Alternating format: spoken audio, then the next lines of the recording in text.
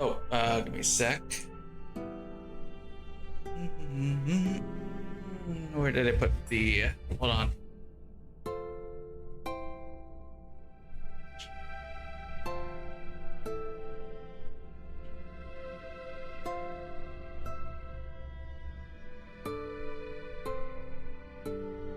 Okay, there we go. All right. All right. Hello. We're here playing more Reverse 1999 and the new event released, and we're starting off with rolls. Oh man, am I gonna get the character or not? I have 90 rolls on me right now. Technically, yeah, I have 90 rolls right now on me. So let's see. I really want to get the new character Ezio, and the character, what's her name, Cassandra, is releasing later this month on the 23rd, I think. 23rd or something. This banner lasts until the end of the patch, so which is next month. So that is perfect, I think. So anyway.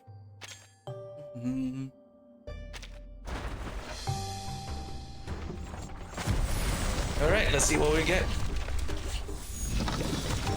Okay. First 10 is a bust.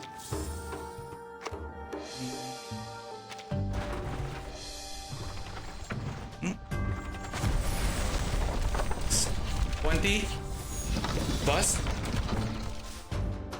Oh shoot, I forgot to grab.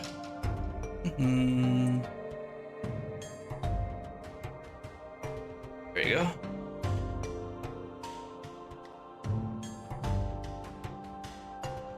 Okay, where were we? So yeah, that one was a bust. Now we're on to our clear drops. Okay, this one we got a 30 pulls. What do we got? What do we have? Is it him? It's him, 30 pulls, and we are still set. We're still good to get Cassandra. Dude, we're so good for getting Cassandra now. 30 pulls. Holy crap. Okay, literally didn't spend too many. Hey Shadow, what's up? Got Ezio in where green. You want Mabayu? You want Mabayu? Give you Mabayu. Can't see it, thanks. There you go. There's Mabayu.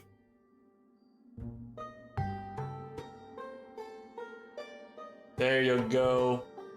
Let's go. No, wait a minute. Where's Sammy? Sammy's not here. What the hell happened to Sammy?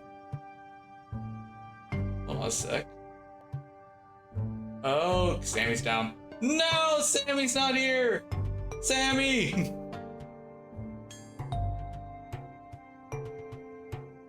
Oh, he's back. He's back. Okay. He just wasn't showing up. There you go. So yeah, I got Ezio already. 30 pulls. Oh, it's nothing. Also, I will watch this creeping feeling Record of we're Ragnarok. still trapped in a ghost town. Okay. I've never watched Record of Ragnarok. Ship, drifting Because their season eternally in December. restless Okay, I've never waters. actually watched I suppose this Record of feeling won't Ragnarok. fade easily, will it? And I'm just gonna like put away my bayou. We already know Nikola Tesla gonna be in season 3 and he gonna lose. He also look like a off-brand transformer. What, Nikola Tesla? That'd be honestly pretty cool. See? Look, okay, give me a sec here.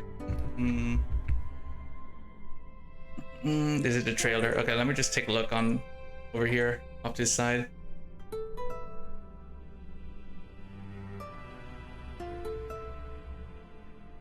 Ooh.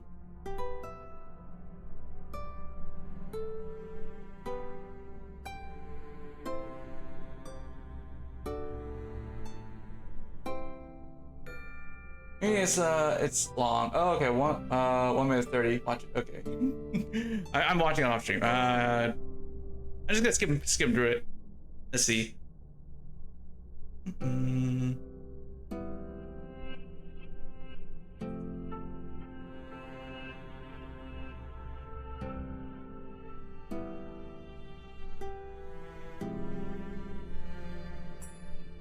You're scared. Oh, so. What do you mean? I'm just skimming through it. Damn, Nikola Tesla looks fucking cool. And there's Apollo. Yeah, I never watched Record of Ragnarok. It looks cool. Maybe I'll like start watching it.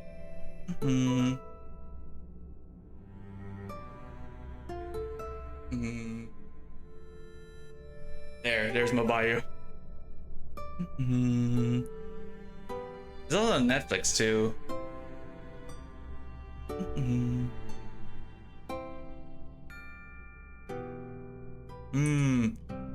Fun fact, in season 4 we're gonna get Rasputin? No, dude.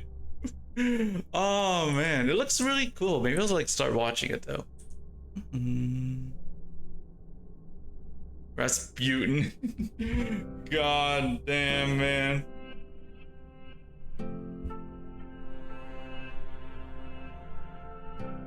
Okay, let me see here. I got Ezio, so let me see. Where is he? I don't remember. I freaking screenshotted him. Don't think I haven't Oh, noticed what you looking is to pay me that? a visit out in the wilderness. Yo, Ezio gained battle bonus when equipping both primary and secondary weapon. Oh, what? No, wait, that's actually so cool. What?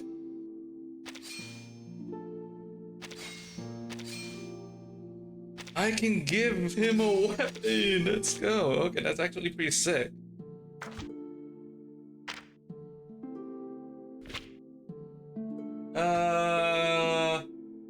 Because it's 3 fights per season, and it was 12 fights. Oh, wait, 3 fights per season, huh? Okay. Ooh. Damn, okay, this is actually pretty sick. You can equip different. Oh, dude. I remember these weapons. I know what these weapons. Oh, dude. These are actually weapons from Assassin's Creed 2.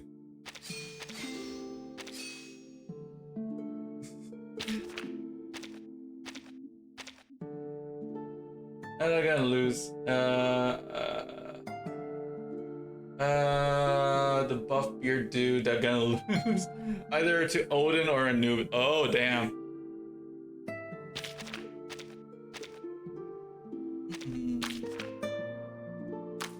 Reasoning. Oh, okay, let's see. Reasoning. So, let's see. Reasoning Don't one. think I haven't noticed you looking to pay me a Insight. visit out in the wilderness. Okay. Wait, I can technically get. I can technically do this. I'm so happy I got him early. Only 30 pulls. I am insane.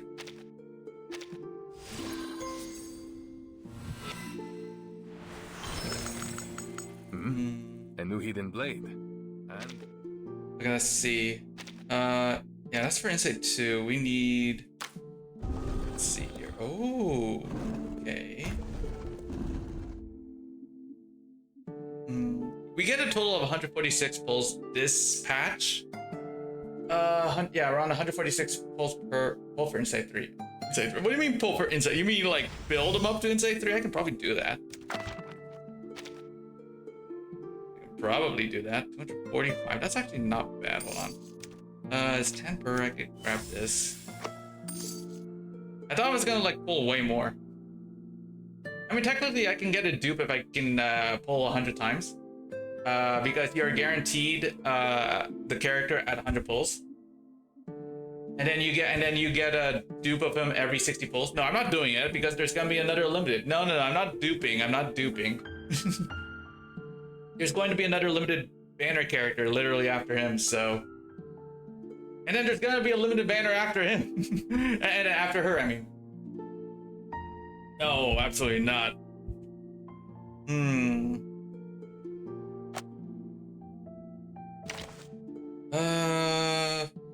Okay.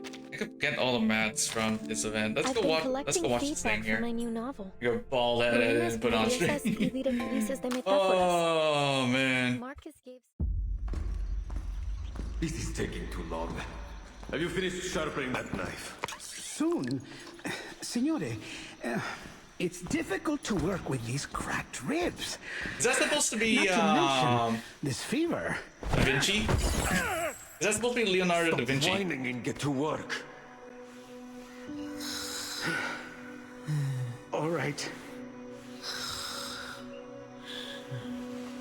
Forgive me, Signore.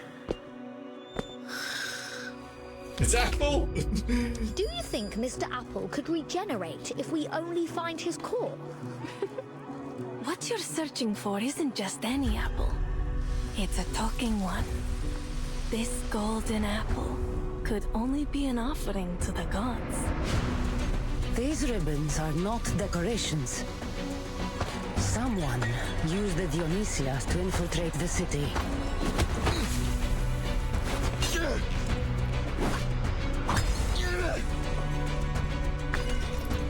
I didn't notice that they really want to get money I know on this Mobile. honor. Oh.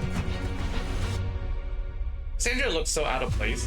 Unbelievable. Cassandra's from Odyssey, if To I the secret chamber. remember where she's from, right? They think that Mr. Apple is a fucking apple of Eden. Stay close. Stick to the shadows. Yeah, that's me too in Odyssey.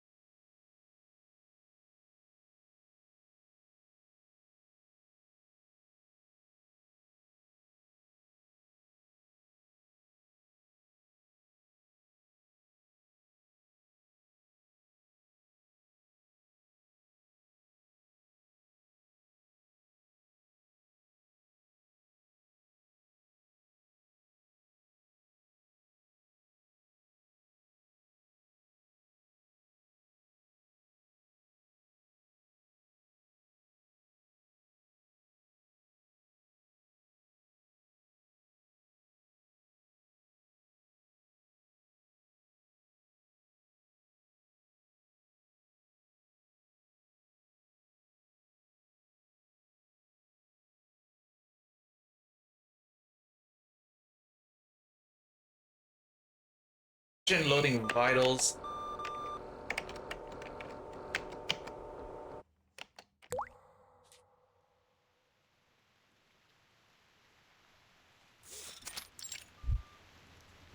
Lawrence lab. It started to rain. Oh my.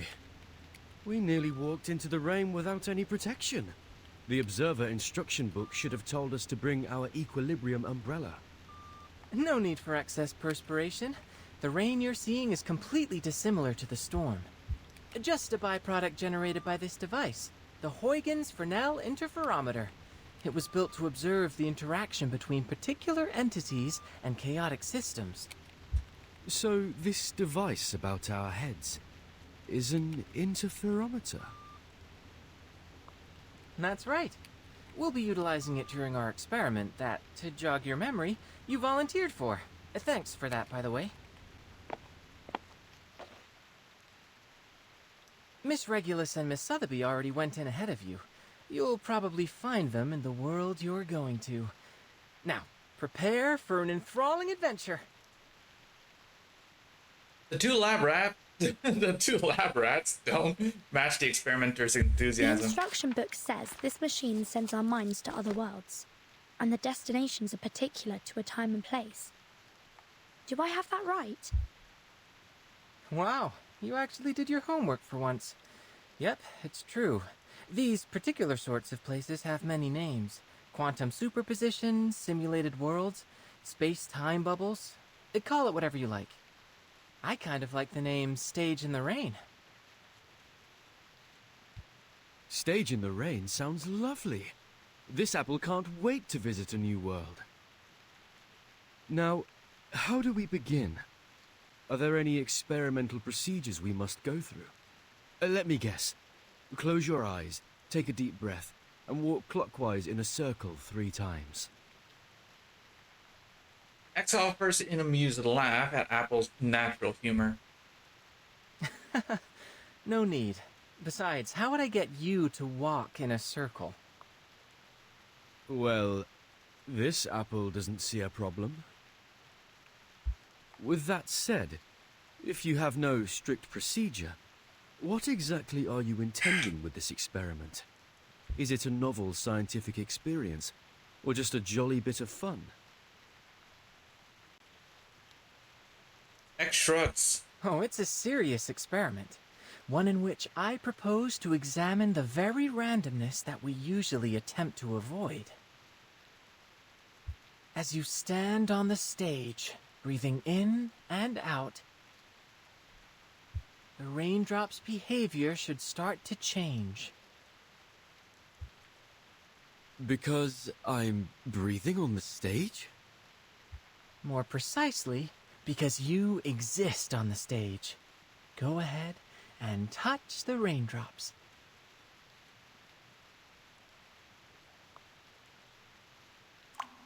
Apple taps on one of the raindrops that hang in the air as if it were a miniature heart. What? Raindrops are chaotic at first, but a pattern emerges as they bounce and spin before the red fruit, giving off a soft glow. On the surface, they could be mistaken for any other raindrop, yet ancient secrets hide within their apparent randomness.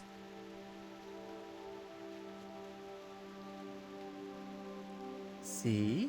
You're so much more than an external spectator. You were able to affect the system. Your actions, including your observations, no matter how inconsequential they may seem, can lead the system to produce unequivocally varied results. All right, now...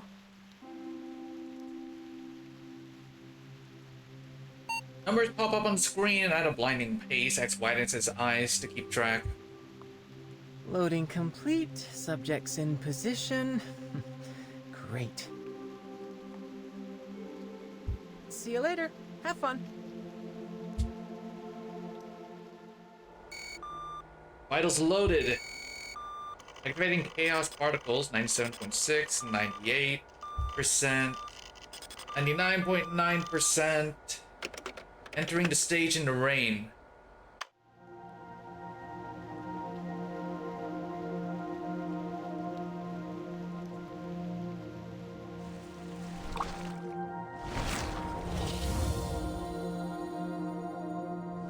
Nothing's true, everything is permitted.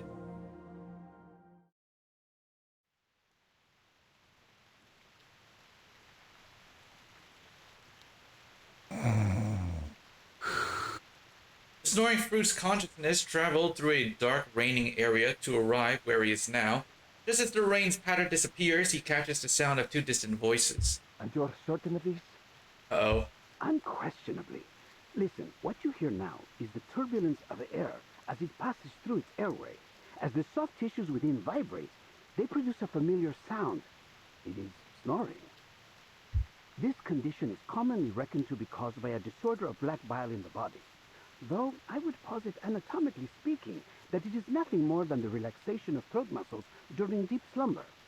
We know what snoring is. What we want to know is how an apple can snore. Oh, man. Apple?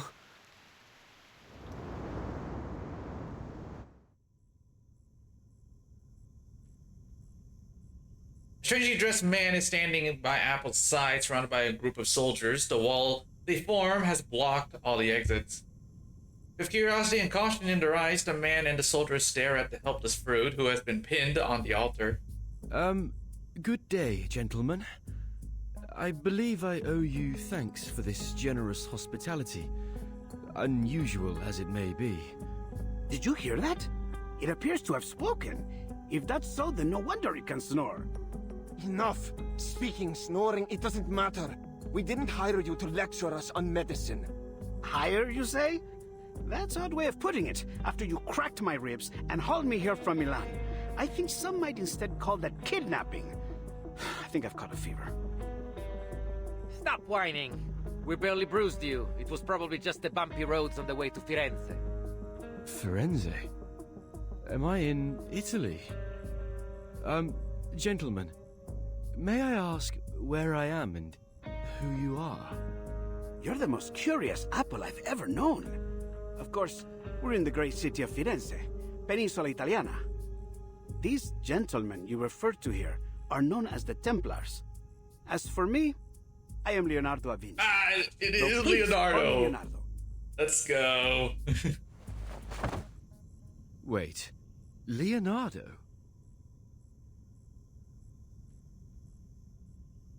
The sun shining in from the window illuminates the man's gentle smile. You're Da Vinci. Leonardo da Vinci, the great painter.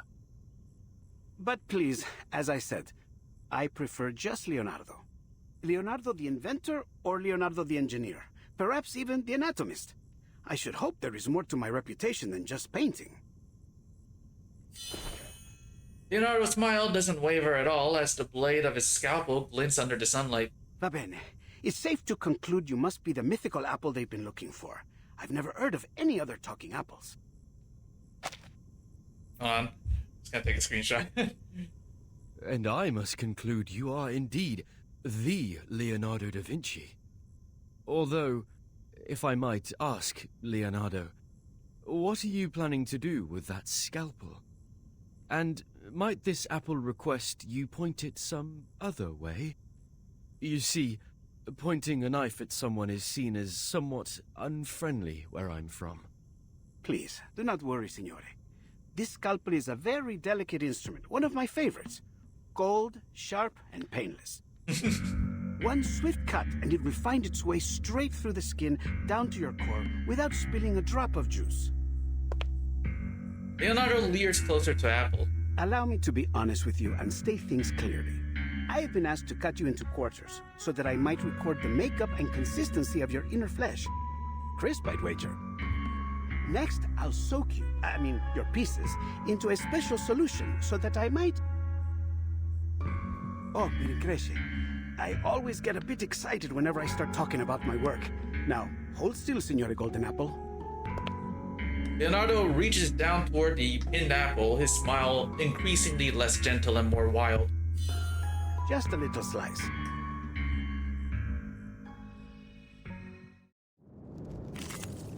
Abandoned monastery, alright. Let's see here. Present the marvelous Matilda Boanish! La chiarca, it's it. Don't take your own step. This devil turns about like a fly. Oh, while not detected, any attack against the enemy can trigger assassination. Enemy's detection level goes up every round, taking less damage. Enemies with shields cannot trigger assassination. You can break their shields to reset their detection level to 0. Oh. This devil twirls about like a fly, get it? Of course I do. This apple won't go down without a fight. You're overreacting, Senor Apple. I was only kidding. Your jokes seem rather lethal to me. Oh, poor Apple, man. Always argue. Hold your breath. Stars.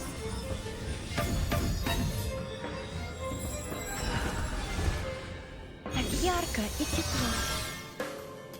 All forms of power at your fingertips. But only for an instant. Yes.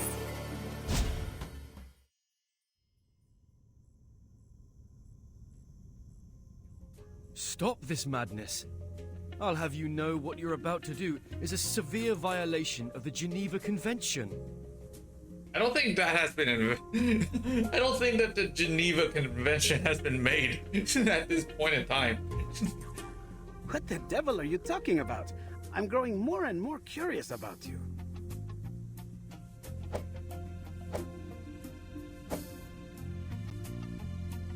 The apple breaks free from his restraints and bounds around the room, but there is nowhere to hide, and the little fruit is eventually cornered.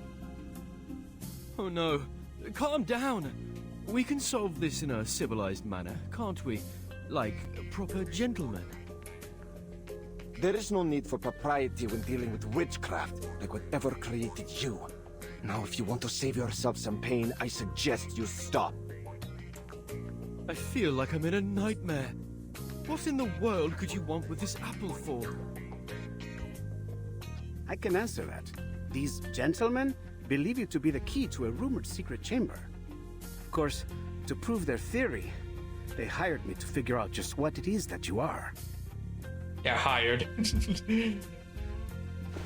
Leonardo bends down low as if to pick him up, but instead he leans close and whispers. I don't intend to hurt you. Just cooperate for now. Help is on the way. Help? Before Apple can say more, Leonardo straightens up and shakes his head. Oh, I do apologize, gentlemen. But I think there might have been a misunderstanding. You expect us to believe that? An emotionless voice comes from the corner, followed by a towering man in armor. Perhaps you've forgotten. Months ago, a golden apple was found floating in the Arno by a fisherman. Being a faithful man, he brought it to the church. And there, something strange happened. Strange? What are you talking about? I'm only an apple. The Templar commander raises his chin at Leonardo. You, demonstrate for our guest. Leonardo puts on a long face. I've already demonstrated it 12 times. The towering man rests his hand on the sword at his waist, tilting it forward with intent. But of course, I would be glad to demonstrate once more, Signore. Whoa. Please, be careful. Leonardo picks up Apple and paces the room, trying to find the right angle beneath the sunlight. The soldiers are leaning against the wall, enjoying a reprieve from the heat outside. As soon as Leonardo raises Apple, however, they all stand straight and stare at him. Found it. The perfect angle. Leonardo walks to the fresco, looking at the blurred faces of the figures on it. Who are they? Persona sconosciuta. Their identity is plainly a mystery to everyone in the room. They do not appear to be the sort that would usually be recorded in the annals of history, and there is not even a subtle hint of their identity beyond their visage. Nothing that might indicate the artist's intent in depicting them, nor in choosing to paint them in what can only be abject sorrow. Is that all? According to this apple's experience, you should only need to cast an incantation to reveal the details.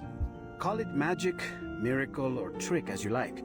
All that I can see is a mystery that must be unraveled. Now wait. What for? For the perfect ray of light. When half the sun sinks below the horizon, a particular beam of light travels through the golden apple, turning into warm light spots. As the light reaches the fresco, the blurred faces are suddenly illuminated. And so the miracle is recreated.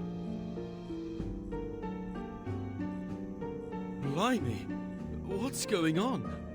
It is beyond me to explain what I am seeing here. I've examined both the wall and your skin for some time, but found nothing. This may truly be a miracle. Gentlemen, there's a line of letters down there.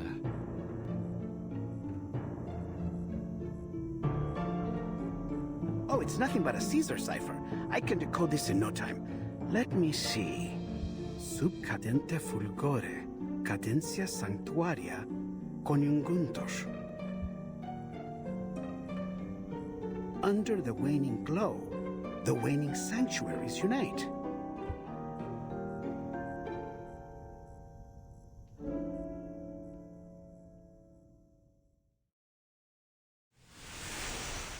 Hey, all right. So I'm guessing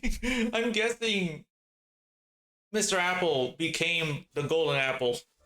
The golden apple of Eden. Yeah, the apple of Eden when he came to this world, huh? Any virtues. Story. Oh, okay. Got it.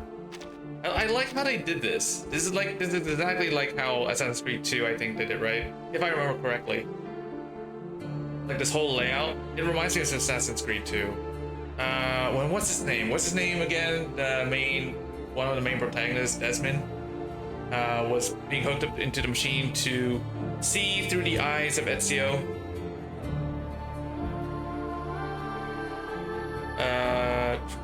Let's see. God, it's been years since I played Assassin's Creed 2. It was one of my favorite games.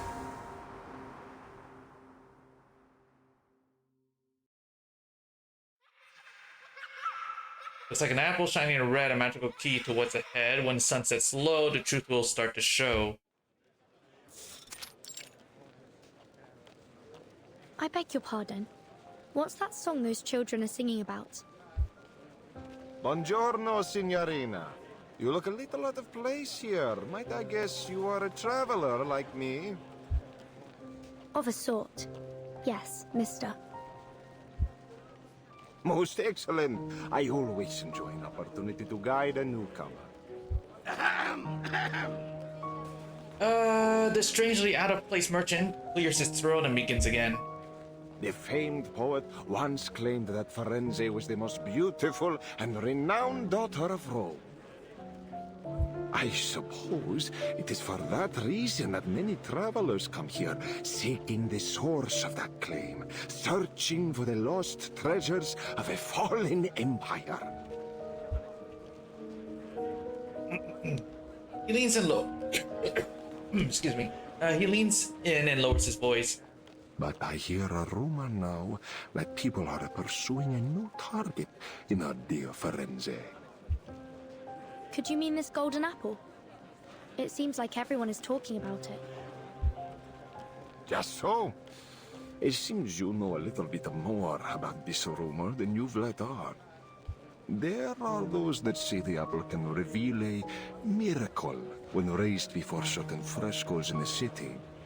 Since then, a dark cloud has gathered over us.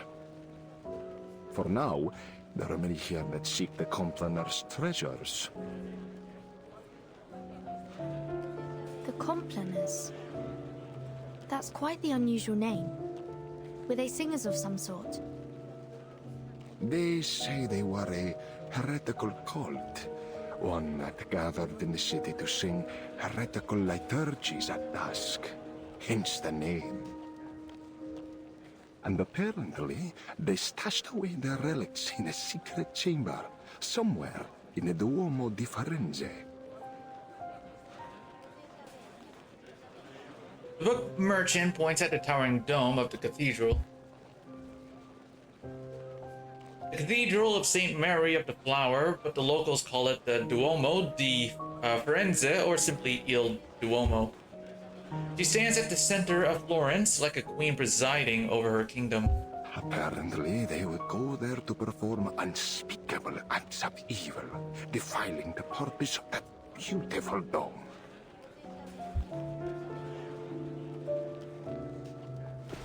Book merchant looks around and makes a gesture of horror. But the rumors say the relics they've hidden there are worth an incalculable fortune. Bah, all you need to know is it's worth a lot. Enough, they say, that the one who finds it would be wealthy enough to buy the whole Firenze. Are you serious? You're suggesting there is enough money hidden there to buy a city?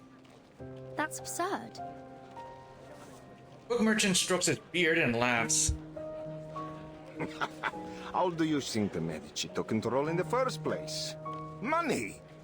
It can buy art, soldiers, even the papacy. Compared to that, what's so odd about buying a city?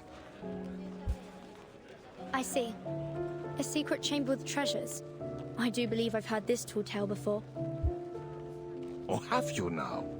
Well, have you ever heard of a story where the secret entrance to this chamber can only be found through messages hidden in frescoes?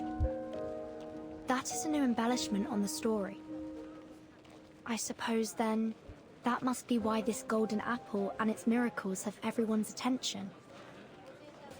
Brava, Signorina. So, you must be one of those treasure hunters, I guess? In a way, yes. I knew it. But I'm afraid you have your work cut out for you. The dome is larger than you might think. This isn't something you can find searching palmo a palmo. The only way to find the chamber is to solve the mystery of the frescoes. Then it looks like I will need some help. Book merchant lights up as she speaks. The next second, he thrusts a delicate manuscript into her hands. And this is certain to be the help you need. It includes copies of all the frescoes that reacted to the golden apple. It has a silk cover, tempera painting, and He's trying to sell me. I'll buy it now, and I'll throw in a free collection of Dante's poetry. I don't think we have any currency of this time period. Trust me, traveler, with this, you will find the treasures you seek. Hold on. If you've already collected all this information, why aren't you looking for the treasure? Wealth enough to buy an entire city. I have to wonder why you would pass up that opportunity. I'm no treasure hunter, Signorina, nor do I think the life of a prince would suit me. I'm content making a living selling the keys to this fortune to others.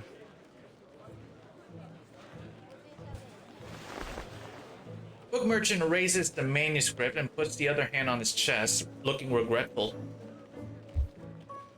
The price is usually 10 florins, but as you are my 8th customer today, you know, in Firenze, the number 8 is said to bring good luck and eternal hope. That is why the Battistero di San Giovanni and the Duomo di Firenze have octagonal domes. So, for you, 8 florins. No, make that 5. The most detailed and useful manuscript around for just 5 florins. You don't want to miss out. Sorry, but I don't have any money with me. Merchant goes silent, the air between them painfully tense. At last he slashed the manuscript down on his stall. Oh. How could you make it all the way to Firenze without a florin on you? Ridiculous! I've no more time to spend on you, Signorina. Best you get back to your hunt. Hold on. I heard that this golden apple could talk, and even fly in the air. It might have something to do with my missing friend. It sounds like I need this manuscript in order to find him. So, is there anything I can do for you? I can handle any issues related to arcane... I mean, magic. We could do an exchange. My magical services for your manuscript. As she stops herself, waiting for some signal from the man. Merchant offers no trace of sympathy. Not interested. No, go away.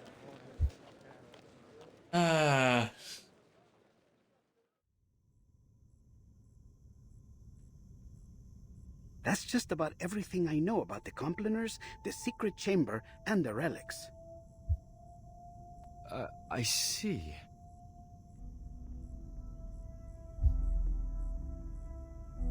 The man's words are too much information for the little fruit's nerves to handle at one time. We've gone to great effort to acquire you, Apple. Before us, you've been traded to the Palazzo, then San Marco, and even the Thieves' Guild. He's been asleep for that entire time? And me? The armored man kicks Leonardo roughly, sending him sprawling from the ground into a nearby wall. Less talking, more slicing. From now on, you do as I say. Understand?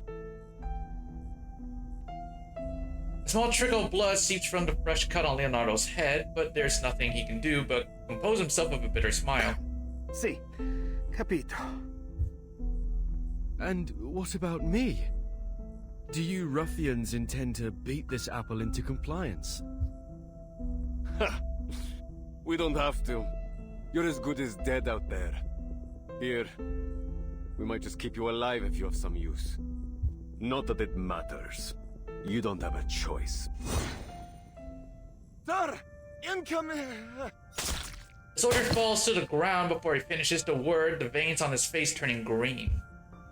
What? It's poison. Assassins! He must be on that roof. The eagle glides low just above the cathedral before letting out a loud screech. Is that an eagle? It's rare to see one in the city, isn't it? Leonardo grabs Apple and runs toward the eagle's shadow. He's here. Our rescuer is here. Oh, Ezio! dude. This event is so good.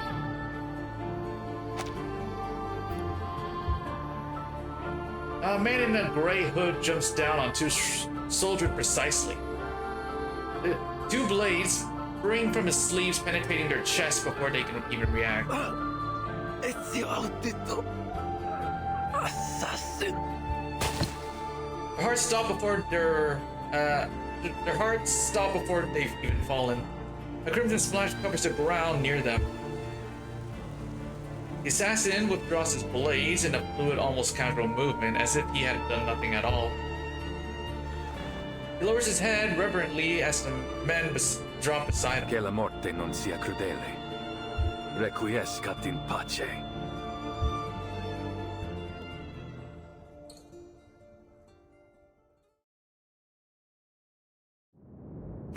All right. Let's see here. We will experience all this over and over again. Yarka, it's your turn. I've got your back.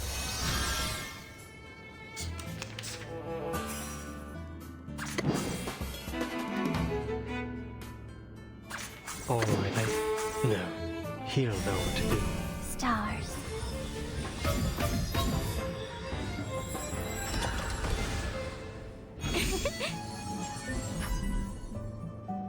Ridiculous.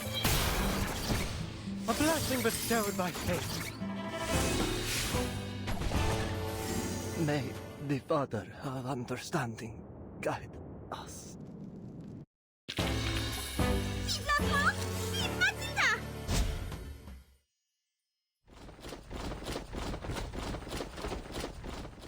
More and more soldiers rush in through the gate of the monastery.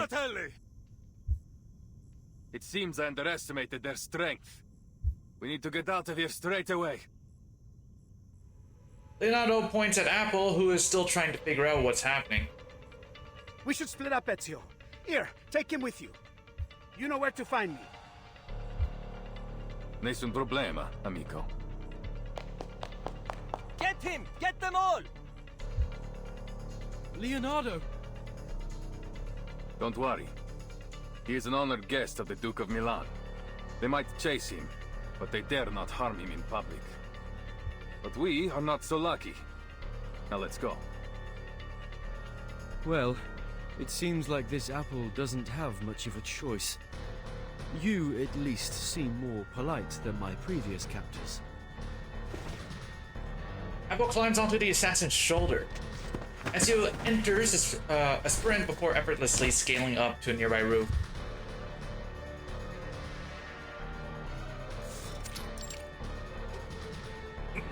They've gone towards the palazzo. Capture them!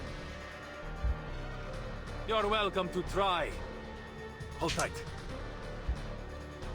Sure. Whoa!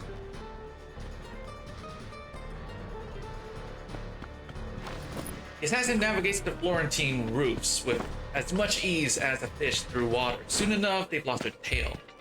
Hey, did you see that? Up on the roof. I think I saw something gold. Gold? Is it the golden apple? Get them!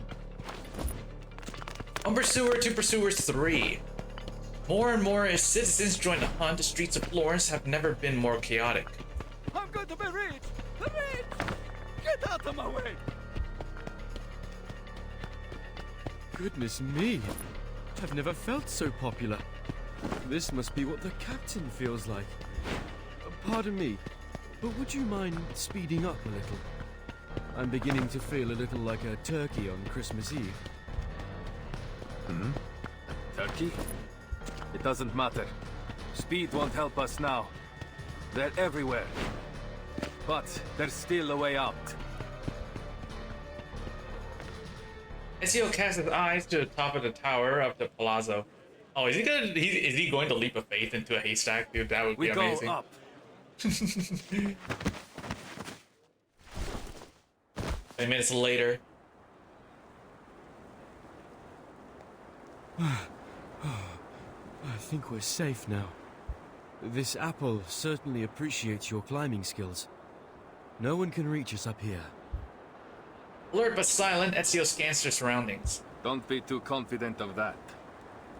The Templars have learned to climb after so many years chasing us. They can show up on the roof at any time. I see. Then this apple will keep alert and ready for danger.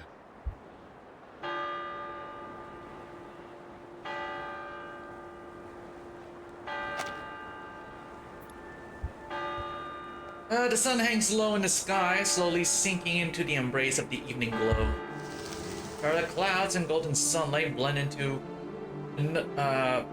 one another on the horizon, spilling onto every tile and brick of this ancient city. Beneath Ezio's feet, countless rooftops from a red terracotta expanse, spreading out to the city's farthest edge. He looks down in silence, feeling like a bird gone astray. Wow. This is truly an amazing view. Firenze. It's been too long.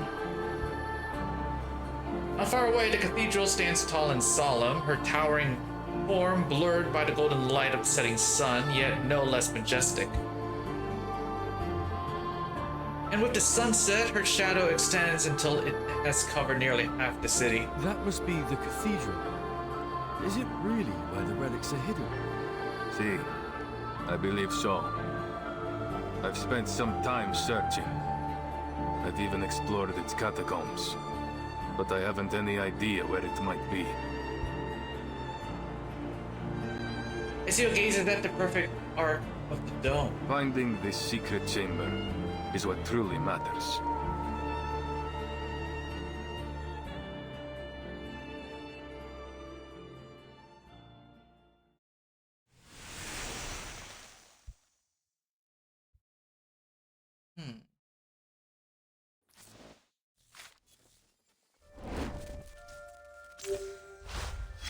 Alright. Ooh, wait, what's that? Oh, this is, okay, got it.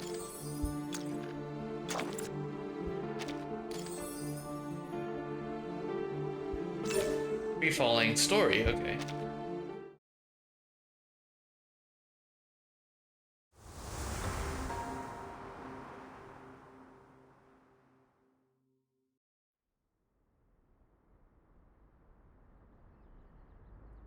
Oh, I nearly forgot to introduce myself. My name is Apple. I owe you my thanks, sir. Ezio Auditore. But just Ezio is fine. Of course, Ezio. This apple is something of a visitor from far away. Ezio nods. Is that so? You know, you haven't gone unnoticed. I heard word of you from my allies many months ago. They've been tracking you for some time. I was being followed. Blimey. We might have never even known you were anything but an ordinary fruit, if you hadn't started talking in your sleep. Leonardo has told you what's going on, see? Is there anything you don't understand? Anything? Everything! These Templars, the Compliners, the frescoes, and you, for that matter! The wind seems to carry his voice far further than it should. I know your friend was only stalling for time, but he all but scared the life out of me when he came at me with that scalpel. There are many things that need explaining. For now, you need only know that these men are Templars, ancient enemies of the Assassins. The war between us has lasted a long, long time. I fear it will never end. I see. Isn't there a more peaceful way to solve this? Too often, violence only treats the symptoms, while letting the disease grow. I wish there was, but no. Too many have died to the ambition of the Templars. Even my own. Ezio pauses, hanging on the next word. Still, there is wisdom in what you say. Violence has a habit of making things worse. But there is a chance now to end this. To destroy them once and for all. So that no one else must suffer. Ezio puts his right hand on his chest and bows to Apple. I'm sorry we dragged you into this, Signore Apple. But we must not let the Templars get the relics. So, we need to know where you stand. You and Leonardo seem to be close. The statement confuses Ezio, who eyes Apple, looking for some glimmer of intent until at last he nods. Yes, we've known each other for a long time. Great. Then you have my full trust. Hmm? He wasn't expecting. Apple clears his throat. I am certain that Leonardo is a good person. If the history books, my intuition, is anything to go by. So, I believe that one of his close friends must also be trustworthy. Oh? The assassin smiles. Good to see my charm hasn't dulled. Grazie for your trust. Before we go, please allow this apple to make a request. Anything, amico. I am at your service. When I first came to Florence, I was supposed to be with some friends, but we were separated. Would you help me find them? And keep them safe, if need be. Given the circumstances, I worry this city may become quite dangerous for them. Nessun problema. Then I must repay your grazie, sir. If we succeed here, then there is nothing I could do that will ever compare to what the world will owe you. This apple is only too happy to help. I'm certain the captain would be jealous if she found out I was so sought after. But this apple enjoys a little attention too, sometimes. Everyone has their moment in the sun. When the time comes, even the least of us can change the course of history. He holds out his hand. So then we are agreed. Uniamo le forze. The evening glow witnesses an agreement between an apple and an assassin. Naturalmente. Leonardo will be waiting for us at his workshop. Are you ready? Ready for what? Our visit? Oh, by Jove. Perhaps I should prepare a gift first. Ezio walks to the edge of the scaffolding with purpose. He crouches looking down at the busy street beneath their perch. In that moment, he looks almost like an eagle searching for prey. Now, are you ready to jump? Oh yeah, dude. Gonna leap of faith off the building. Let's do it. From here. Down there. This apple can fly, of course, but from this height, I doubt you would survive. I suggest we find another way. Why waste time?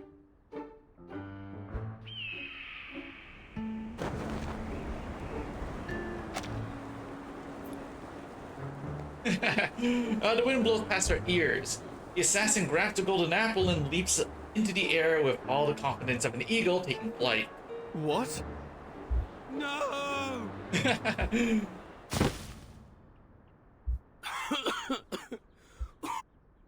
The air reeks of straw and soil.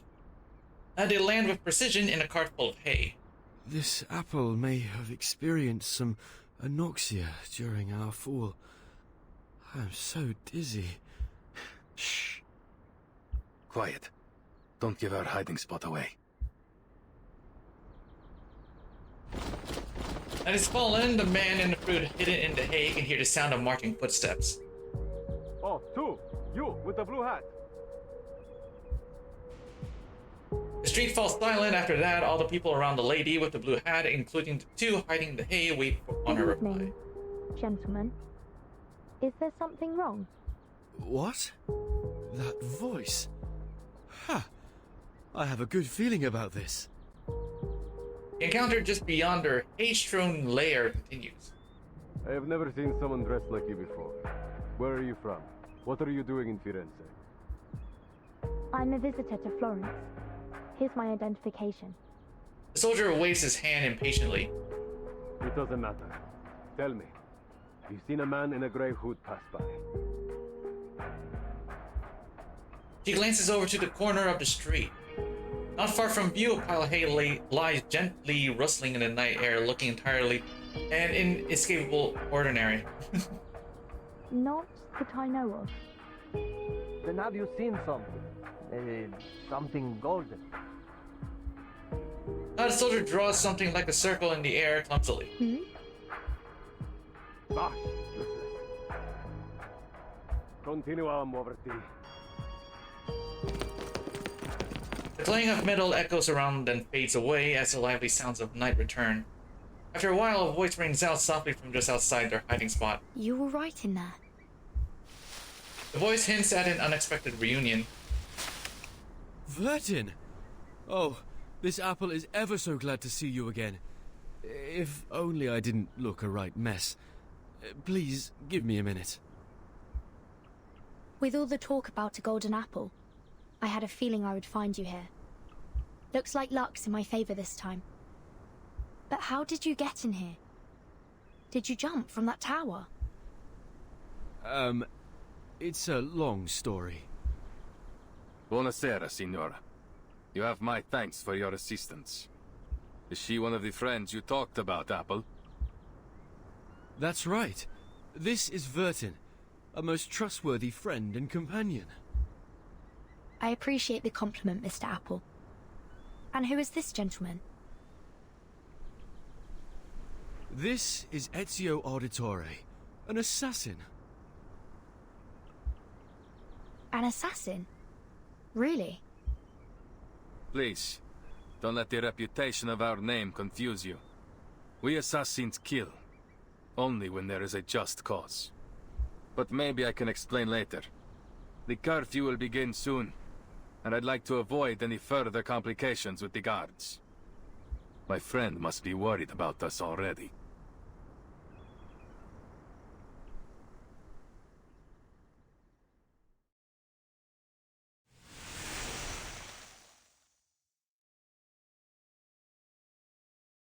All right.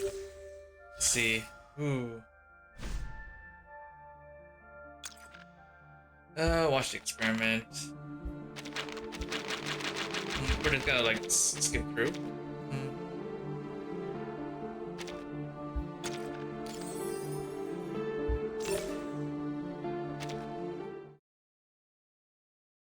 I wonder how many stages there are. I'm assuming that there's a standard. It's just standard number. Up to like maybe like around 20 or something like that. Come forth, prayers of the night, our blood reddens, and the offering, our tears blacken the Arnold. Our children are reborn among the blooming flowers, while the face of God vanishes from the painted frame. We are the corrupted.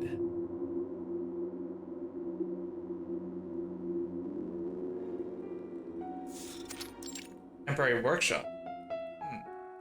Dim candlelight flickers over errant books and draft papers, casting shadows on the wall. Leonardo is fully engrossed within the book held in front of him. They sang and danced to the heretics' music. Then they cut their wrists to shed blood, mixed it with air and soil, and painted the mixture on the wall. The air smelled strange. I started to laugh and dance just like they did.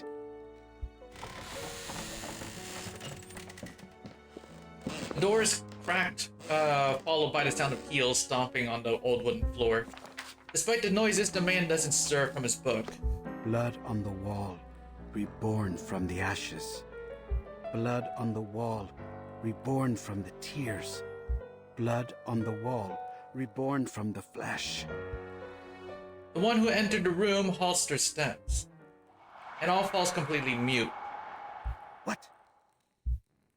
Leonardo at last takes notice of the figure in the room, as it approaches him like a ghost from the shadows. Right behind him, creeping closer and closer. Buonasera? The ghost shrouds Leonardo and his book in its shadow and whispers to him. Blood on the wall. I am reborn. Leonardo jumps like a frightened rabbit, stirring up the pages on the ground. What's wrong Sotheby. with you, Leonardo? I was only reading the rest of the spell. Oh, I get it. You were having fun reading those horror stories all alone. I understand. I do love a good ghost story. You might have considered knocking me, Signorina. Young lady snorts presumptuously. Mr. Leonardo? Mr. Leonardo? I called your name 3 times in a row, but no one answered. How could you be so rude as to ignore your patroness? Oh, I didn't mean to scare you, but Miss Sotheby has no time to waste. Mirin Cresce, I've been entranced in the words. It's a record of the Compliners ritual. The author claims to have been part of it and escaped alive. The ones you've mentioned before? That nasty group of gremlins that used to meet in the cathedral in secret? See, they are also the ones who have secreted away the relics that Ezio is searching for. My messenger must have told you why I invited you to come by. Your father just confiscated some manuscripts. Oh, I think you're mistaken. Mr. Domenico is not my father, though I am very grateful for his help. He's not your father? But I was certain that you were introduced as such. It's a long story. Young lady looks up wistfully as she recalls the events. I was wandering around the palazzo when some gentlemen arrived. As I recall, they were all members of the Decem Weary. One of them was Mr. Domenico. All of a sudden, he rushed up to me and asked if I was his daughter. He said that I had gone missing many years ago. No offense, mia signorina, but that sounds a little like how they kidnap children in Santa Croce. Thank you for the reminder, Mr. Leonardo. But Sotheby is a mature young lady who can protect herself. After all, I'm standing here talking to you in one piece. Anyway, he started crying about the garden he had built for her, and how it had all the rarest plants he could find. He even said he had Tahitian bridal veil, Egyptian privet, and devil's tree. So... Dude, she has stars in her eyes. Fortuna certainly seems to be on your side. Now, did he give you the manuscripts? I can't imagine he would say no to his long-lost daughter. Young lady nods proudly. Ta-da! Miss Sotheby already took the liberty of checking them all. This one is well crafted and has the most details. It was confiscated from a book merchant. He said... Oh, it's the same book. Young lady clears her throat before she continues. It has a silk cover, tempera painting, and gilded edges. Buy it now, and I'll throw in a free collection of Dante's poetry. Yep. Incipe menelios micum mea tibia versus. How was that? Miss Sotheby has been practicing her Latin. Brava! Your father would be moved to tears if he heard that. Now that I've given you a hand, could you... The young lady is struck by an uncharacteristic shyness. Don't tell me you want to join. That's right. Please let me join in your adventure. Take me to the cathedral with you. Young lady seems to almost blow with anticipation. Mi rincresce, mia signorina, but this is not the sort of adventure suitable for a young woman. I barely survived my own encounter with the Templars. Don't presume that they will show you mercy simply because you are a nobleman's daughter. Mia signorina, I'm sorry, but I could never forgive myself if I let you be hurt. Whatever adventure awaits us at Il Duomo, I do not believe it will be fun. There's no need to worry. Miss Sotheby can protect herself, and more than just that. She raises her hand proudly, adopting a proud and noble pose. I can make potions, aid in teamwork, research critters, read Latin, give orders, and even fight any villains we may find. Just let me prove it. We're gonna fight Da Vinci? Oh, I can only use Sotheby. Okay. Wait, can I use my own? No, I can't. Okay. Oh, I'm fighting Da Vinci. So many things that I haven't seen. Please forgive me, Mia Signorina. This invention was not made to fight you, but I guess I don't have a choice. Show yourself, War Machine. It's only a few gears away from completion. The most important gears to be precise. To complete the installation in a few minutes, you'll have to stay, Mia Signorina. Delicate mechanical device sounds like it can use a little sabotage. What? After all 3 gears are sabotaged. Okay.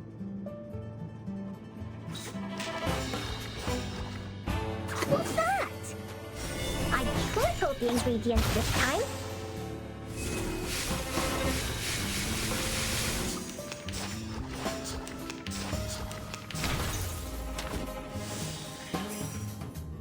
I know what this is.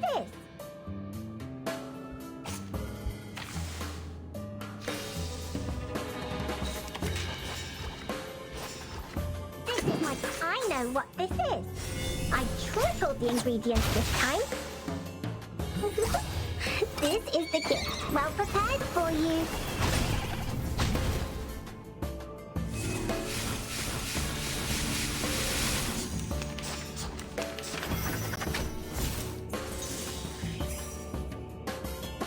What's that? What's this? I tripled the ingredients this time. The ingredient store owner said it was very effective. Please believe me.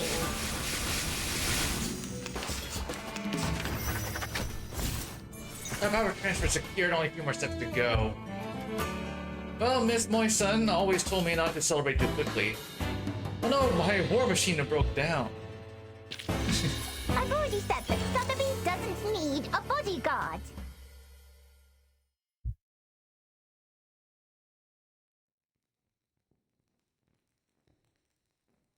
Leonardo may be a man of many talents, but fighting is not one of them, and soon he ends up cornered by the little Arcanist. Hooray! My screaming roots and Popeye's slime worked! Calm down, Signorina. All right. Please, have mercy. You can join us. You've more than proved your ability. Hands on the head, Leonardo rushes toward the door, trying to run away from the little witch. Ouch! Who could this be? It seems like I've missed a party. Ezio! Signore Apple! I knew you would get rid of those Templars. Oh, and you've even brought us a new friend. Good evening, Mr. Leonardo. I've heard a lot about you on my way here. That lady behind you. As heels hit the wooden floor again, a green tornado swooshes by Leonardo and charges forward. Martin! A heartwarming reunion, the young lady can't help hugging her friend in a swirling embrace. You're finally here. Have you any idea what I've been through? Miss Sotheby had to attend classes and even study Latin. My teachers were even stricter than Mr. Carson. The anxiety of exploring a new place is all at once driven away. She takes a deep breath to enjoy the moment, taking in the pleasant smells of Tuscan air with odd hints of citrus and the unmistakable smell of goat cheese. I'm so glad I finally found you, Sotheby.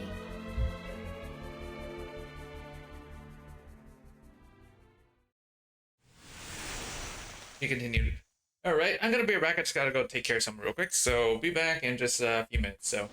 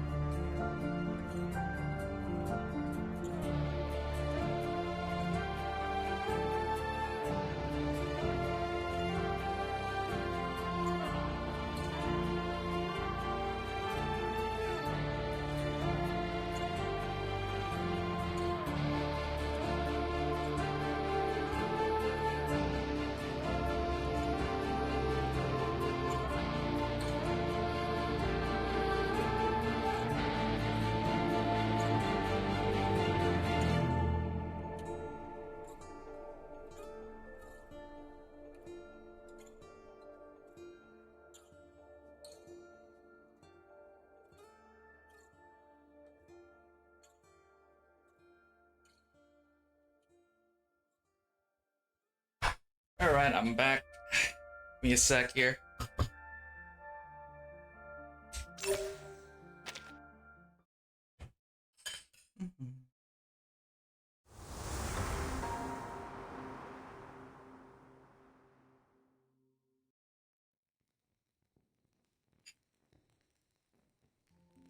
I see. Each of us seems to have had our own adventures after we arrived. How interesting and wonderfully fun.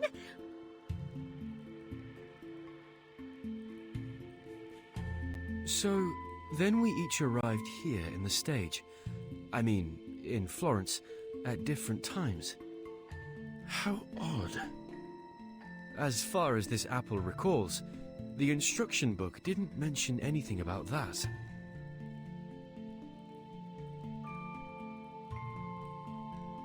So then you and your friends came here on a sort of pilgrimage.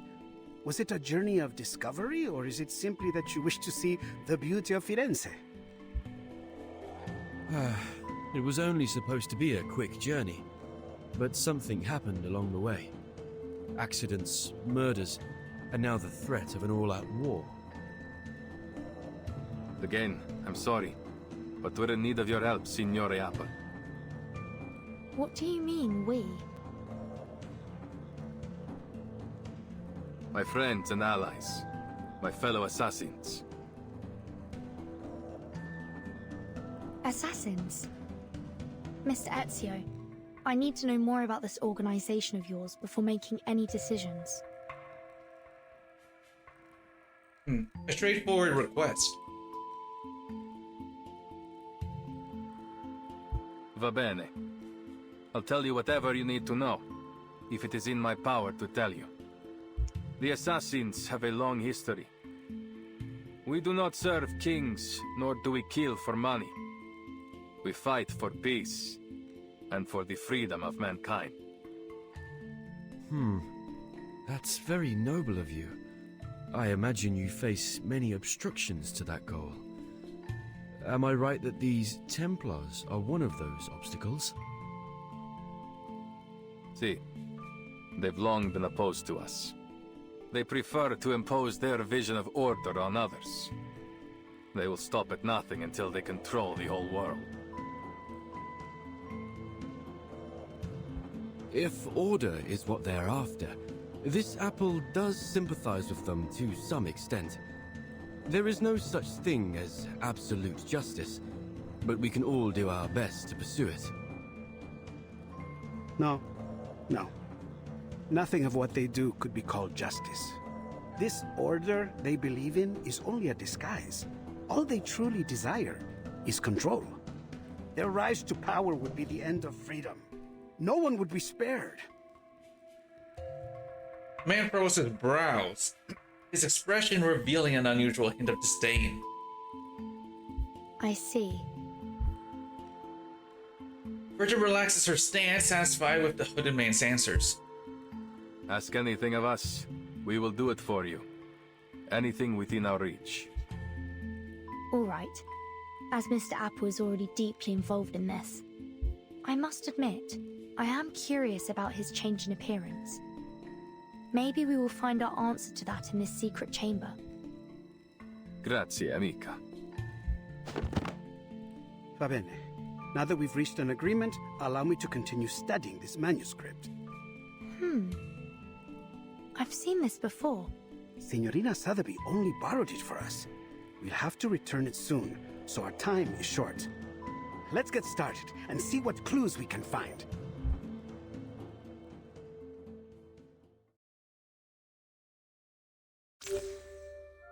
Use Eagle Vision to find the hidden information of the fresco. Oh. I can't make heads or tails of it. Ezio, I'm afraid I'll be needing those keen, all-seeing eyes of yours. Leave it to me. Oh, that is actually pretty cool. Huh. Oh, here.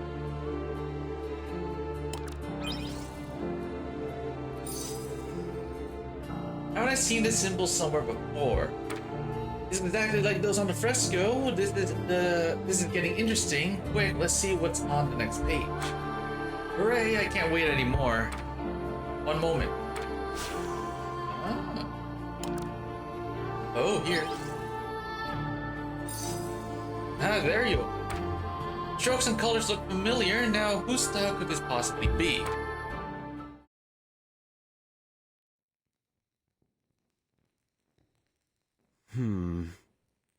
This is most confusing.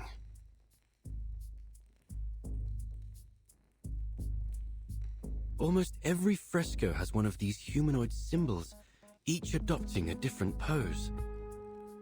I once read something similar in a detective story. It could be a secret code, used between close friends to encrypt their conversation, like Typhon and Orthrus. Orthrus? You mean this might be an encrypted version of ancient Greek? The grammar doesn't seem to match.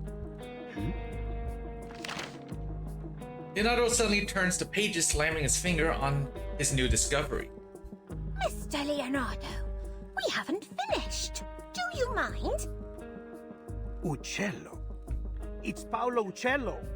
The copies cannot recreate every detail of the originals, but still the style makes it self-evident. The perspective is perfect, and the geometric figures are so precise that it almost starts to get dull. There's no doubt. This is Paolo Uccello's work. What's wrong, Ezio? I know the name. My mother used to be a patron of his. Give me a sec here.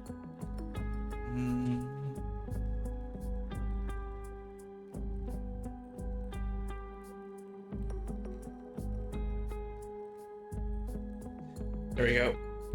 What? I was young when we met. All I remember is that he was a shy man who kept his head low as he worked. He left before what happened to my family. Then we lost touch.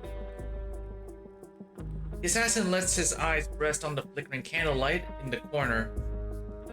I haven't seen him since. Ezio's mother, La Señora Maria Auditore, is a kind-hearted patrona. She has sponsored many artists, myself included. I never expected Uccello to be involved, though I've heard he was a strange man. He became obsessed with his studies on perspective. Then eventually he disappeared. Not even his family knew where he went. It was declared that he died some time ago, 1475, I believe. But some claim that he is still alive, still painting, scratching out a living somewhere far from civilization. Hold on. Take a look at the lines in the other frescoes. This bird, its lines are rougher than Uccello's. These were drawn by someone else, an imitator. You're right. This is a counterfeit. This apple hadn't expected an assassin to be so cultured, Ezio. Leonardo pats Ezio on the shoulder, smiling. Don't be fooled by his rough exterior, Signore. The Auditores were once one of the great families of Firenze. Not so powerful as the Medicis, but still.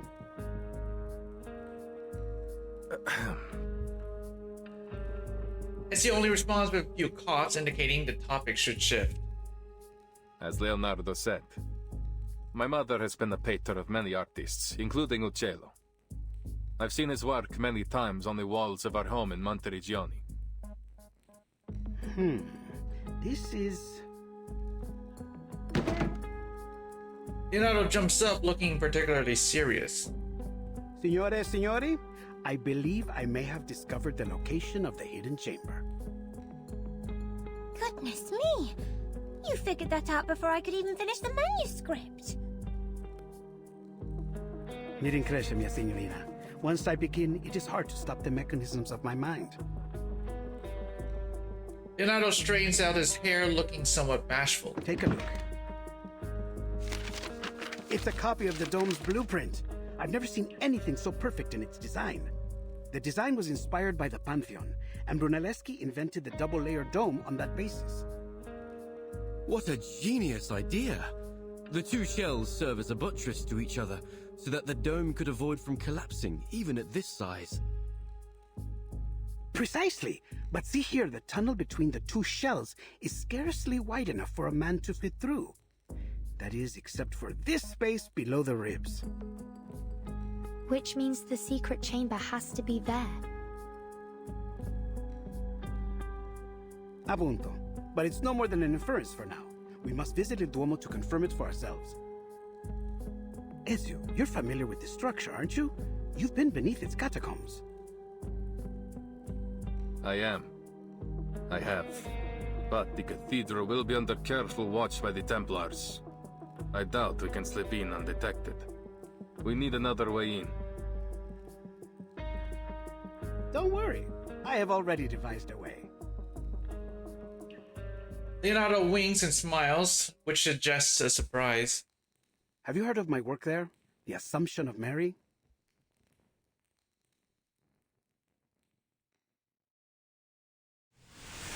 To be continued. I'm really liking the story so far. The story's been pretty great so far.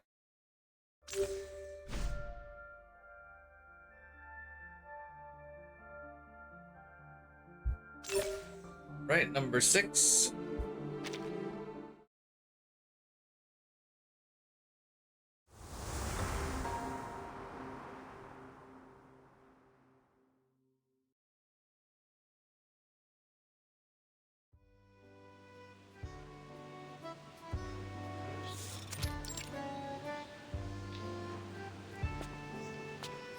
Is that you, Signore Leonardo?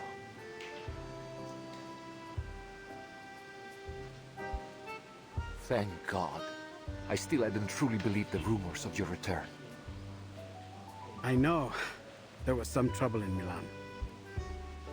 We've heard about the scandal concerning Duke Sforza. How savage. That's why I came back, with a creative fever inspired by my pains.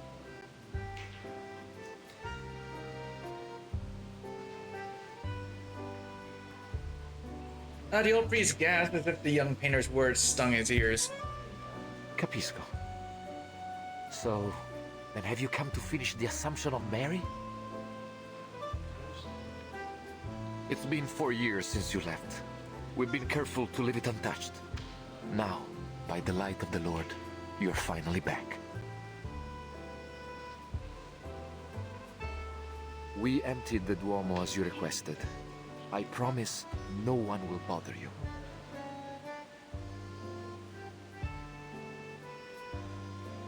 Grazie. I must get to work right away. My inspiration may fade at any moment.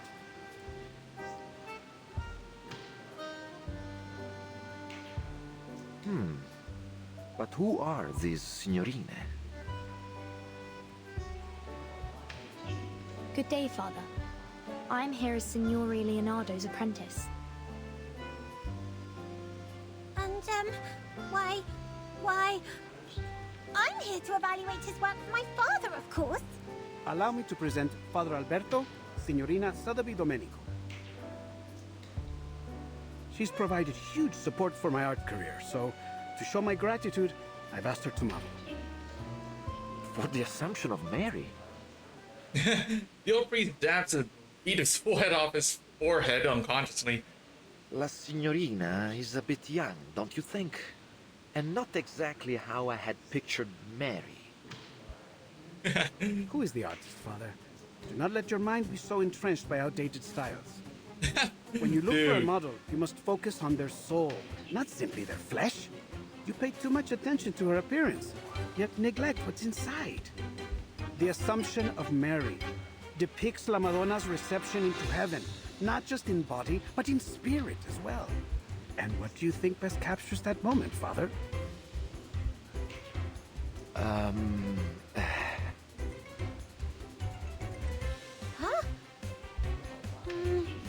Why are you looking at me? You know, just as Sotheby presenting her like a showman. Esatto. That innocence and vitality. She may be a little young, but her spirit is perfect. In fact, it is that innocence which makes her more qualified than anyone. She will be indispensable for my work, for my inspiration, you know? Oh well. Then I must thank you for your compliments, Signor Leonardo. You have convinced me once again, Leonardo. Although, something tells me that we should go deeper into this topic. Another time, perhaps. For now, I will trust in your piety and capability. Please let me know if you need anything else. As it happens, there is something, Father. You see, I would like to try some new perspective techniques on this work. I know that Paolo Uccello is a master of perspective. Do you have any of his works around? See, San George and the Dragon, one of his masterpieces. Ah, but I have already seared this one into my mind. Have you any others? Yes, there's another fresco in the dome, but it was suspended midway by the sponsor, the Arte della Lana. More than a dozen artisans and artists, including Signore Uccello, the chief painter, participated in this project. But none of them received a single florin for their work. Che Dio li benedica. Oh, how terrible. Those poor artists. What happened? This was nearly 20 years ago. I suppose it was simply too expensive. The dome itself is rarely visited. It is only natural that our money go to the central nave, where all the faithful might see it. I should leave you to your work, Signore. Che Dio vi benedica tutti. Alberto crosses his heart and leaves. They're finally gone. All right, time to start Operation Florence Typhoon! Wait, where's Vertin? Right behind you. Oh, where did you go? We're about to get started. I wanted to make sure that there was no one else in the cathedral before we began. I believe we are alone now. We shouldn't be disturbed for some time. It's always good to be cautious, Signorina. I should signal Ezio and Signora Apple now. They've waited long enough. Is there something wrong, Vertin? You don't look well. I'm fine. I'm not used to the smells here. The smells? It's frankincense. And myrrh. Those are the most prominent ones I can detect. I believe there may be some other local floral. I wonder if all the incense is meant to make you dizzy on purpose. What better way is there to see clouds and angels? That's a clever theory. But heavy incense can certainly be unpleasant for some people. Oh! But Miss Sotheby has the perfect thing to help! She flings open her bag and retrieves a potion. Apply 2 drops just inside your nose, and you should be right as rain. Thank you.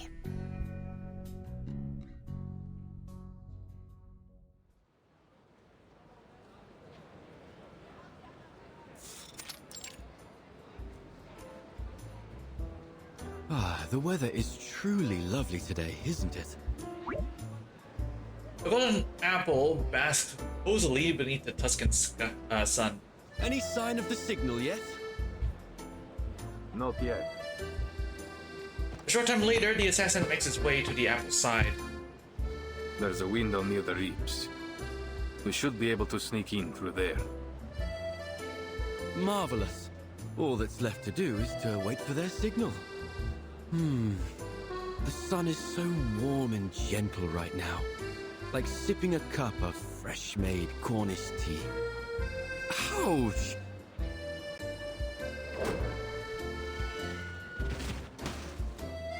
A bird! Did it think this apple was a fine-looking snack? It has letters on it. It Nava. Let me see. It's mirrored font, one of Leonardo's codes. You reverse it to get the true message. Avanti. Action. Oh, I see. Nothing too complex. But what about this bird? Another of his bizarre inventions. It has to hit something to stop. You should be thankful. He's improved it from his last design. It used to fly so fast that it would knock you off your feet. Remarkable. It is an amazing invention. If I were you, I would suggest that he take good care of all his blueprints so they might be passed down in the future. Ezio smiles. It wouldn't do any good. His genius may well be forgotten since he guards his ideas so jealously. He writes everything in ciphers like these. He would rather see his work burn than have someone else complete it for him. He won't worry about the future until it comes. That's just his way. And what about you, Ezio? The assassin looks down at his own shadow. I am an assassin. We work in the dark to serve the light. I don't want to be remembered. That sounds lonely. Do you mind if I ask something? You've avoided speaking about your family. It sounds like something terrible happened. Are they why you became an assassin?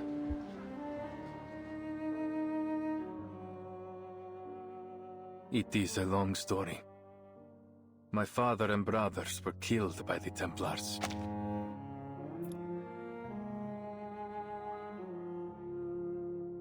The assassin covers his face beneath his hood and replies in a soft voice. I was only 17.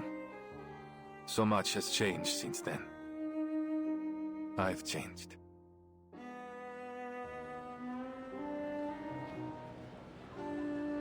I'm terribly sorry, Ezio.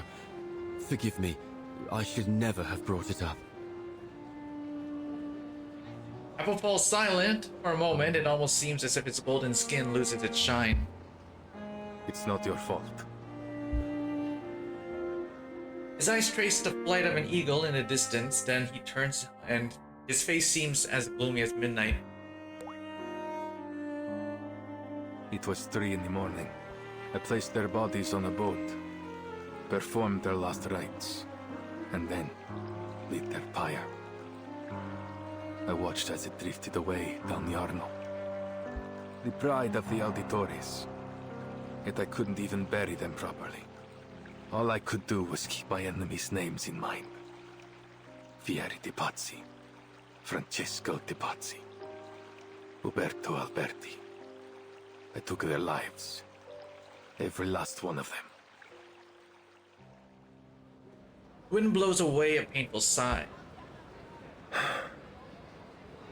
I don't think I've told anyone that for a long time. I can't imagine the pain. Not to mention how hard it must have been to overcome it. He shakes his head with a bitter smile. I didn't. You don't overcome that sort of pain. No. I took it in, and made it part of myself. I feel it again, raw and new. Every time I draw my blade, it's always there, guiding me from each target to the next. But you said that assassins only kill for a just cause. Isn't that just killing for revenge? Ezio looks out from his hood with a cold stare. Revenge can be a just cause if it rights injustice. I have to believe that. Footsteps disturb a nearby tile. Someone's here. Ezio grabs Apple and moves like a shadow behind a nearby chimney. Not long after, 2 Templars round the edge of the roof. Cazzo! The whole Duomo has been blocked for some honored guest. Even Signore Rodrigo can't get us in. I didn't know we'd sunk this low. What are we even on the lookout for? Some kind of apple? Is it related to the relics? What now? The other Templar reaches for his neck. A poison arrow.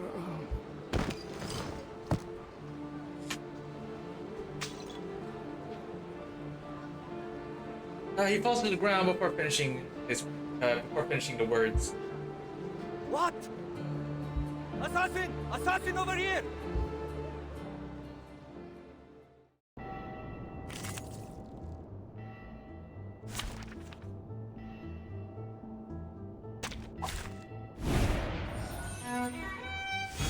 Yarka, Ichipro. I've got your back.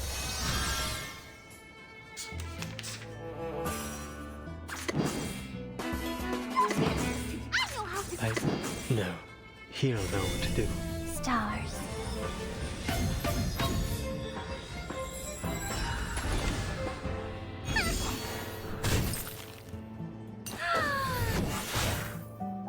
A blessing bestowed by fate. Was I able to take care of everyone?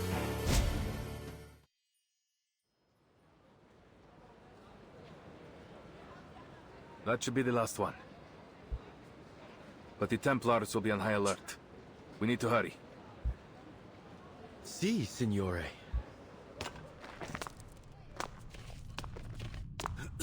It's dusty in here.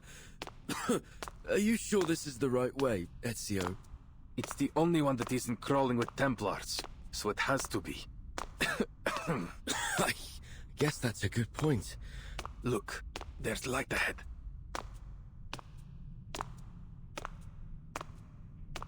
They find a narrow stairway. After moving around the corner, a beam of light illuminates the space through the vent.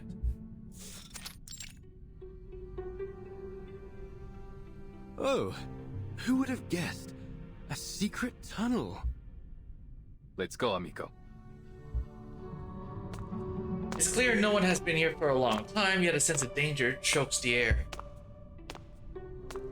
The brick patterning. It's like nothing I've ever seen before.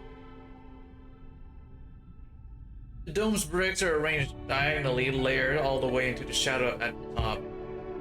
We call it the Spina di Pesce, herringbone. Another of Brunelleschi's innovations. I know next to nothing about architecture, but Leonardo would say it helps to carry the weight of the dome. That makes perfect sense. The diagonal arrangement must prevent them from shifting under the immense weight. A positively genius design. And to realize it, the bricks must have been layered with incredible precision. Apple sized unconsciously.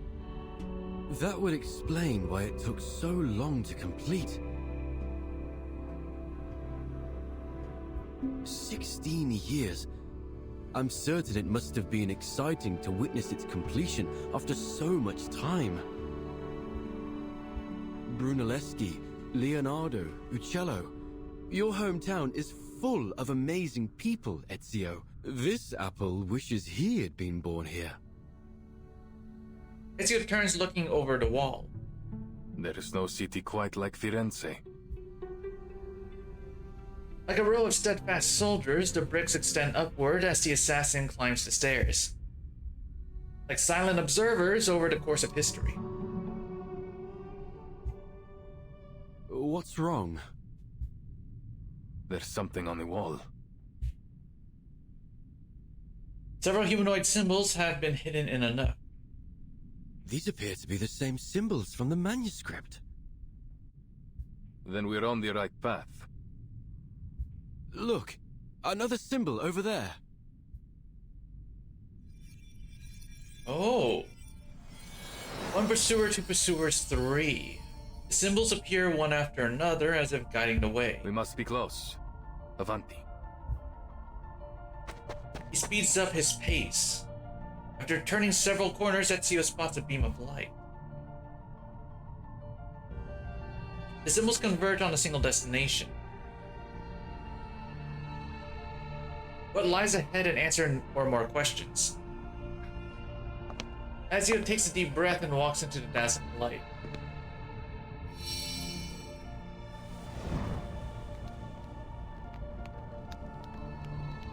Blinding light slowly dims, giving way to the gentle warmth of candlelight. Where he opens his eyes again, he sees several discolored frescoes. In the middle of these silent figures, flowers and birds, a blank space.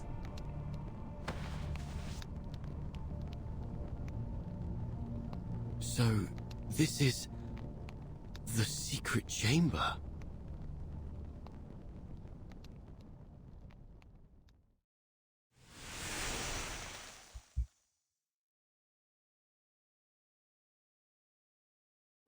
Oh, okay. We found the secret chamber already. In this day. Where is Regulus right now? And how does Cassandra and other guy fit into this story? I forgot his name.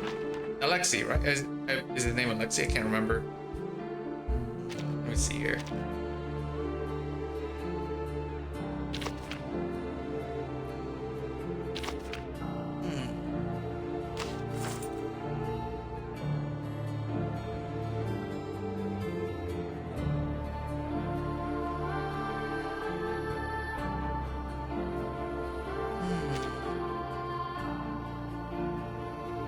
We're supposed to have a main bulletin somewhere. I'm not sure where it's at. Oh wait, no, it's this one. Yeah, no, it's this one. Eagle Vision Edition. Yeah, main bulletin. Yeah, it opens tomorrow. It opens the day after. So, hold on. Give me a sec here.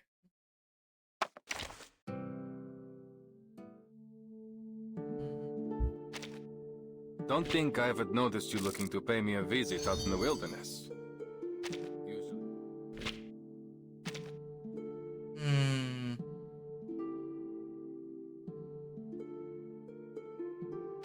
Okay, we're close to insight 2. Reasoning.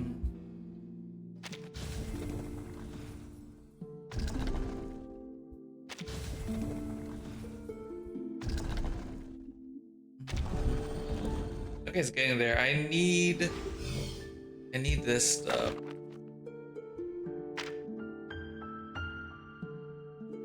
Yeah, shall we take a small detour? I just want to like eat to him real quick, so. Or no, not eat to, I mean insight to him. We'll take a small detour, this shouldn't take too long. I think I got a whole bunch of this stuff. Yeah, let's take a small detour. I really want to get him to insight too. Anyone offer your seat to the senior? I should probably update this team. This team's pretty old. This team for this farming area. Use this instead for survival playing this game. Wait, speaking of games, I might try out the game called Stellazora. It looks cool, so maybe I'll try it out. Try for free. Try for free.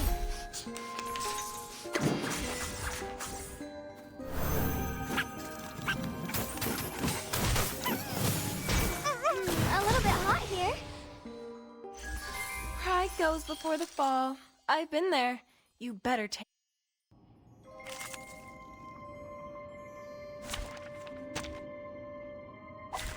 Anyone offer your seat to the senior? I sure hope you're thinking a little bit hot here.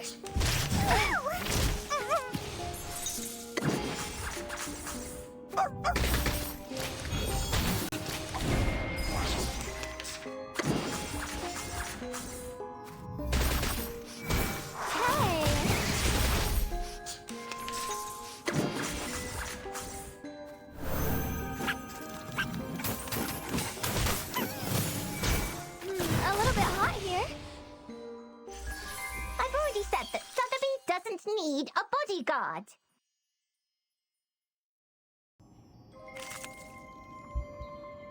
Okay, let's see.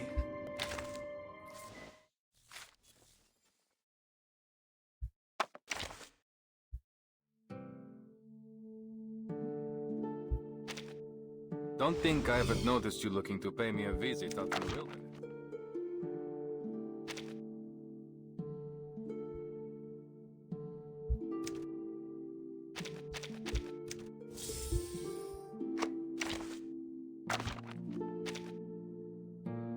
Oh, I need 4 of these. Okay, hold on.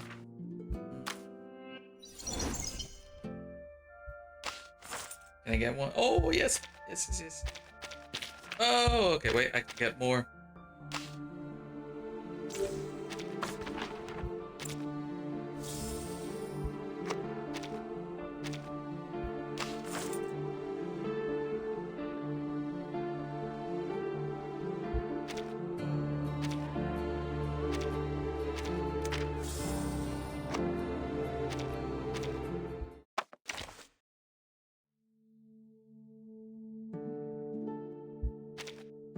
Don't think I haven't noticed you looking to pay me a visit out in the wilderness.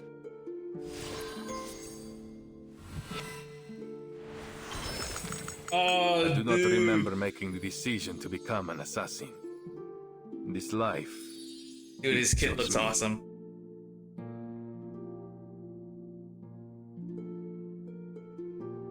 Lock secondary weapon. Nice. Okay, so we now have secondary weapons.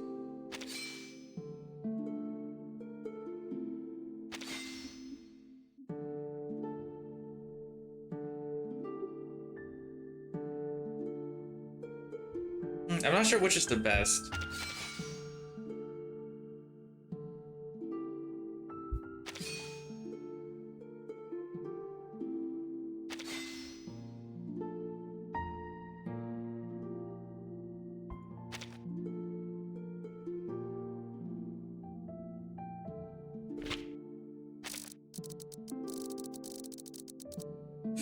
Oh yeah, I'm gonna need a whole bunch. Yeah.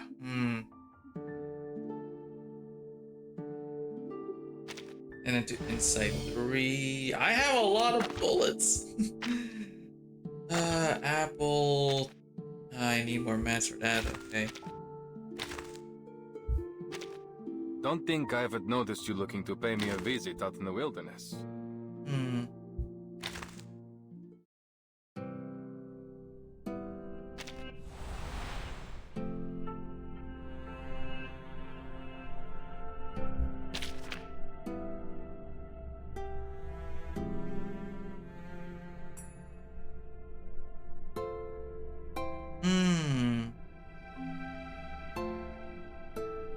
This one unlocks in 20 days. Okay. Oh, is it gonna be a separate story? Whoops, no. Is it going to be a separate story? If it's going to be a separate story, then hell yeah, that's gonna be awesome. For Odyssey? If it's going to be a separate story, then yeah, it'll make like perfect sense. Because it wouldn't make sense to see fucking Cassandra in Ezio's story, right? So if it's going to be a separate story, then that'd be awesome.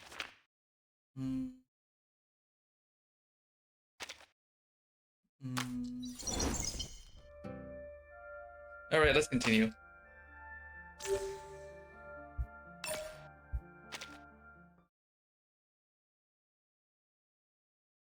I need more mats to Insight 3 Ezio. I don't have the mats.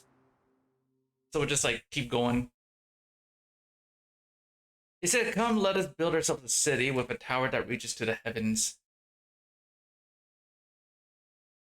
You talk about this Tower of Babel?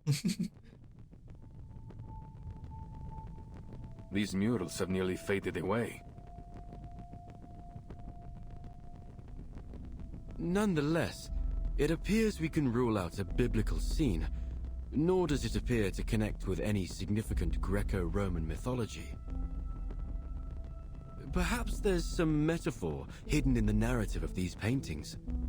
And if we can figure it out, we will find our way to the secret chamber. The problem is, there are so many murals. Where do we begin?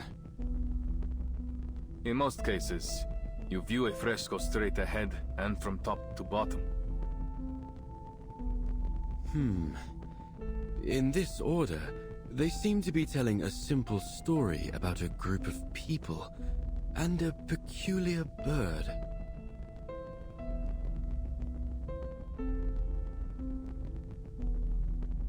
Simple and straightforward.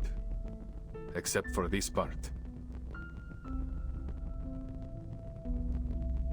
Ezio gazes at the blank area at the center of the fresco. As if by silent agreement, the faded pigments around it all keep their distance. All the questions seem to center there. What is the meaning of this?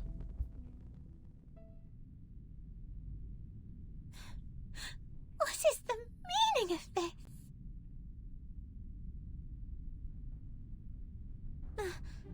My face! Why have you made it look so horrible? Please don't worry, Signorina.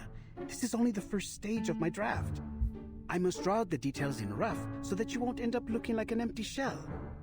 They will help to express how you stand, move around, and exhibit feelings. Really? The Sotheby will still look pretty, right? Once you've finished with all the glamorous colors and those adorable little angels. In a sort of way, yes. Except, of course, that it won't be you. It will be the Virgin Mary.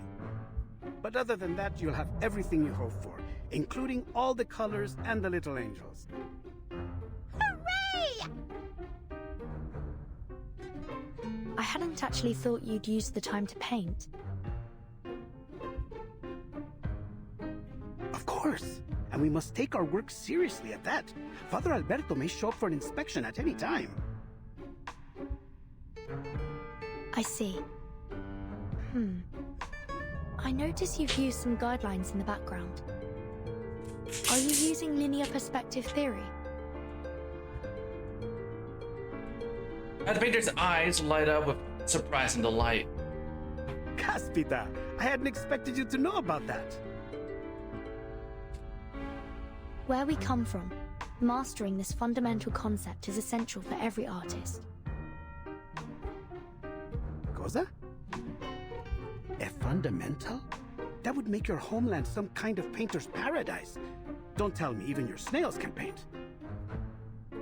Oh, that would be such a delight, don't you think?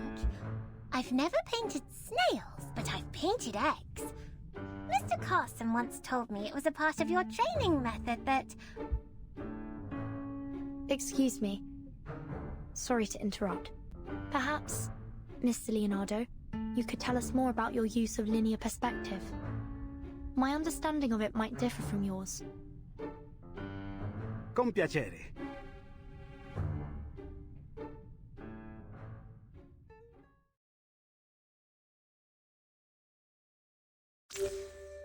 Do you see these lines? Objects can be made to look larger or smaller depending on where they are on the line. Using them, we can create a convincing sense of depth. Wow. I'll try extending them and see what happens.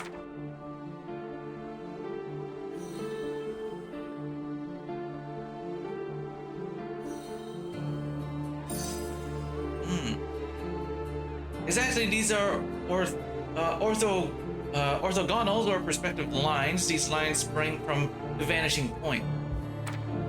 There are many other orthogonals on the painting. Try to look for the rest. Okay.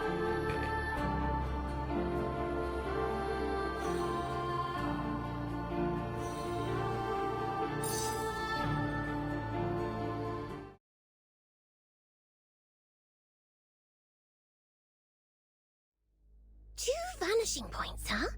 I wonder if a painting can have 3, 4, or an infinite number of vanishing points. Wait, I guess they would get all tangled and messed up that way. What was I thinking? Multiple vanishing points, waning sanctuaries. Eureka! I can't believe I didn't think of it sooner. If the whole thing is connected to Paolo Cello, then of course, linear perspective would be crucial for solving the riddle. He turns around, excitement gleaming in his eyes. He looks at his two bewildered companions. Do you still remember the riddle? Sub cadente fulgore, cadencia sanctuaria coniunguntur. Could waning sanctuaries be his way of saying vanishing points? See, I believe so. Following this logic, then for them to unite must refer to the intersection of the lines extending from the vanishing points, and waning glow naturally must refer to the setting sun. He raises his brush, pointing toward the window.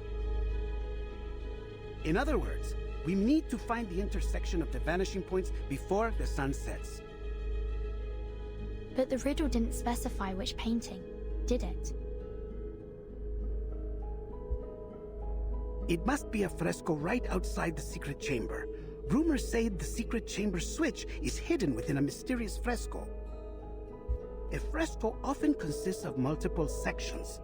If all of them employ linear perspective, Then there will be a lot of vanishing points to follow.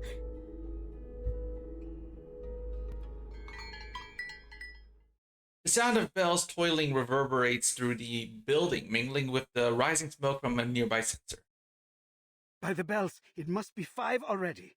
We must hurry and inform Ezio of our discovery. We won't be able to solve the riddle once night falls. Time is of the essence. Uh-huh. Then it's time we take action. Mr. Leonardo, please stay here and keep Father Alberto busy while Vertin and I inform Mr. Apple about...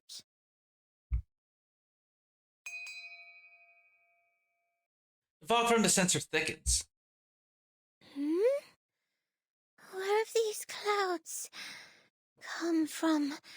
I feel like... I could use some shut-eye right now. No, this isn't time to sleep. We must find... Wait.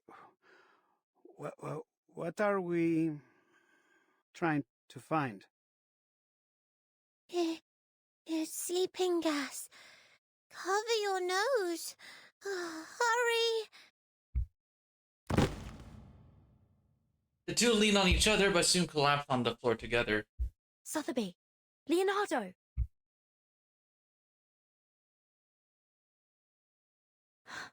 Not good. This fog is getting thicker by the second. He scrambles to get away, but soon falls to the floor with the others. After an unknown amount of time, soft footsteps echo in the darkness. Leonardo? What's going on here? Have you fallen asleep? Your silence is a silent affirmation. Keep on sleeping, poor lambs, and may you have sweet dreams. May the Father of Understanding guide us. Ah, he's with the Templars.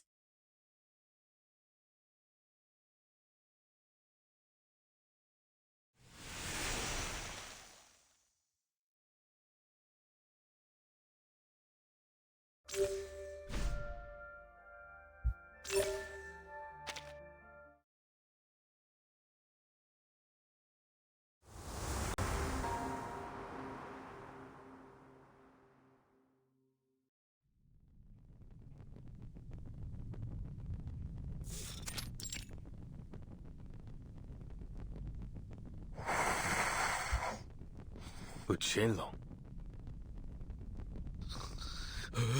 Who? Where? Oh, sorry. I hadn't meant to drift asleep. It's just that so much has happened over the past few days. The assassin's attention is fixed intently on the fresco before him. Perhaps the bird in the fresco represents Uccello himself. Uccello means bird, after all. So then, in these paintings, Uccello is a wondrous bird that has many followers. A metaphor. It seems like we're nearly there, but something's still missing. Perhaps I can take a closer look. Apple slowly floats upward to the blank area. As if in perfect synchronization, a beam of light passes through the stained glass, illuminating Apple and the blank area before him. Fervent reds, vivid greens, panoply of new colors blossom in the light, only to fade like the ebbing tide. You saw that too, right? Ezio nods. There were colors. Fleeting, yes. But no trace of color is ever fully erased. Let's see. Ezio wipes the blank section of the wall, then sniffs his hand. There's a faint metallic smell. Metallic smell? But this apple doesn't see anything on the wall that could create such a smell. Trust me. In my line of work, I've become very familiar with this scent. There is unwavering confidence in his tone. I do hope you aren't implying that those awful rumors that Mr. Leonardo told me yesterday are true. And then they cut their wrists to shed blood, mixed it with hair and soil, and painted the mixture on the wall. No. No. I refuse to follow this train of thought. It must be something else. Something less gory. Metal oxidation, frescoes, and pigment. A series of keywords emerge and intertwine in his mind until the final piece of the puzzle falls into place. Oh, I've got it! Many artists in this era use pigments derived from minerals such as ochre, lapis lazuli, and chromium compounds. When exposed to moisture, they undergo oxidation, which may be the source of this metallic scent. Apple stares at the blank space in front of him. Yes, it all makes sense now. I've cracked the code to this perplexing riddle, and the answer shines brighter than ever before. Deliberate pause as if awaiting thunderous applause from his audience. Per favore. The assassin stifles a laugh and makes a polite bow to suggest he continue. I can only conclude that the artist used a special pigment that's only visible under specific lighting. Only visible under specific lighting? How? That sounds like sorcery. This isn't sorcery, amico. It's science. Back in this apple's timeline, I mean homeland, pigments like this are not particularly rare. But why does this phenomenon seem to be receptive to my body? Oh! Apple's golden glow grows even brighter, like a small rising sun. So this apple is no different than a kind of optical filter. But for how long? The light from before faded in an instant. As you might know, sunlight consists of various wavelengths of electromagnetic I'm sorry, but radiation. what Ezio said didn't match what he said here. But for how long? Yeah, see? The light from before faded in an instant. Waves of sunlight? I don't get it. Never mind that. Let's assume this pigment is only visible under specific colors of light, say, red light or orange light. At dusk, when the sun is near the horizon, its rays travel through the atmosphere at a steeper angle, which diffuses the blue and ultraviolet light, causing the sunlight to appear more orange and red. A sunset, in other words. Building on this, if we use an optical filter to block out even more blue and ultraviolet wavelengths... You may as well get to the point, Signore Apple, because you've lost me. Apple twirls excitedly in midair. With the right amount of red and orange light, the pigment on the wall should become visible. But for how long? The light from before faded in an instant. Okay, now there's the correct translation. They used his dialogue for by mistake on the other one. So that was like a mistranslation there. Well, that's true. Highly limited in duration, and in size too. Nothing like the breathtaking display Leonardo demonstrated in the monastery. It may require a particular angle to achieve the desired effect. However, figuring that out will take some complex mathematical calculations. They both pause to examine the painting. The white space remains undisturbed, impervious to its observers. So, this is Uccello's final puzzle, huh? All this has really piqued my curiosity, Ezio. What kind of a man was this Paolo Uccello?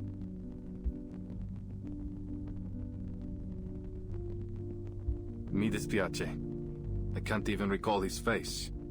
Though I'm not surprised by his use of riddles. If he is anything like the other artists I know. They all like hiding puzzles in their work.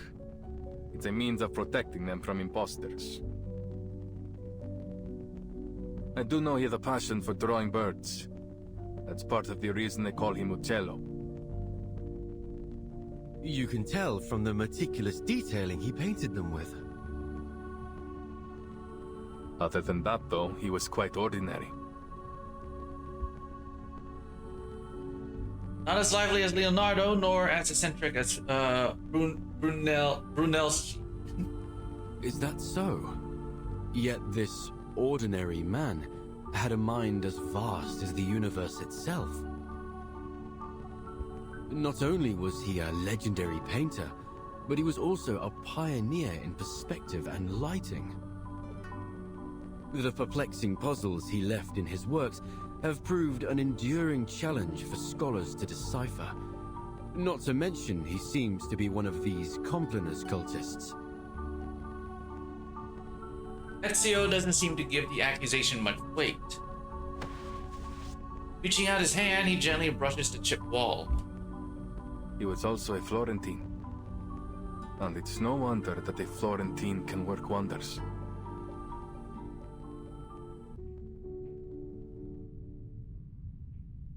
The fog in the central nave has cleared. She awakens feeling like her body is filled with lead. Sotheby? Leonardo? Don't hate me, please. Berta notices a half-open sensor on the altar table. That must have been the source of the sleeping gas. Thank you, Miss Sotheby. That potion you gave me seems to have mitigated the effects of the gas. I'm not tasty. Really? Oh. The sleeping young lady appears gripped in a terrible nightmare. It seems they aren't going to be waking up anytime soon.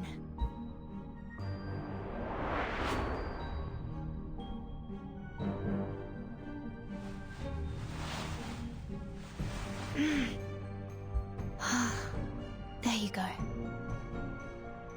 The dozing duo are dragged behind the altar, hidden beneath the holy protection of its shadow.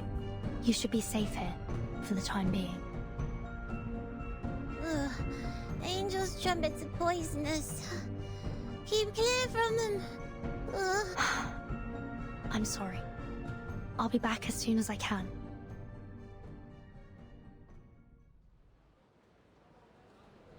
Bene. Our reinforcements are in position. I understand that the Padre already took care of the rats in the central nave.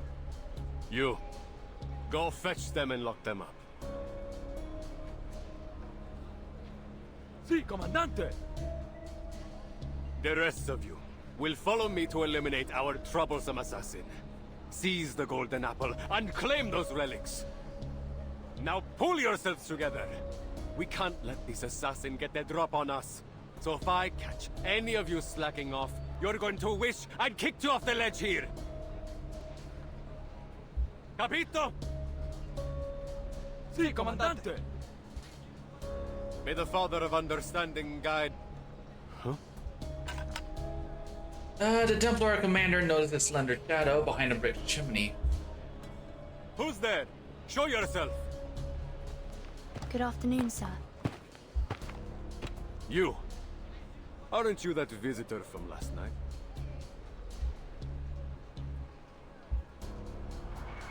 A breeze sweeps through, carrying up the tension in the air. Don't tell me. You snuck your way up here for some sightseeing, signorina. Prendetela!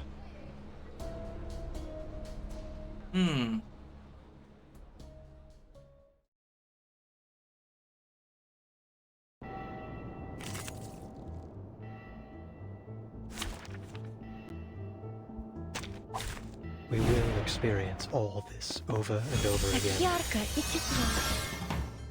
don't take it on step.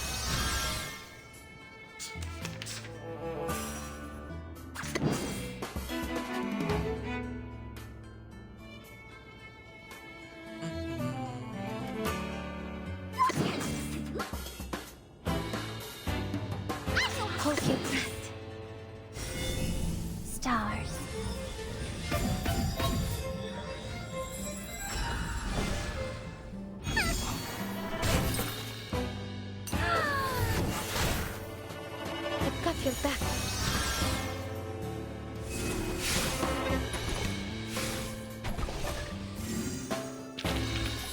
I able to take care of everyone? Alright, give me a minute. I'm gonna be right back.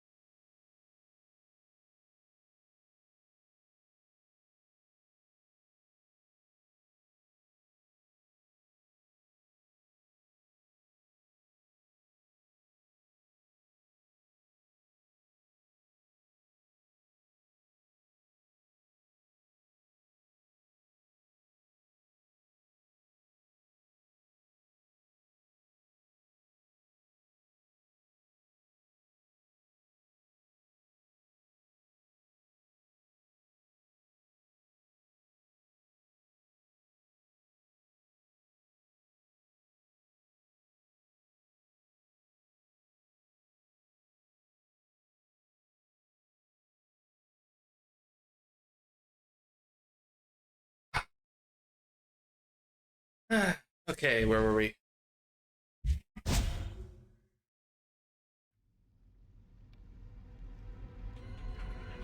Woviti, flank her from the other side. She must be with the assassins. Don't let her get away.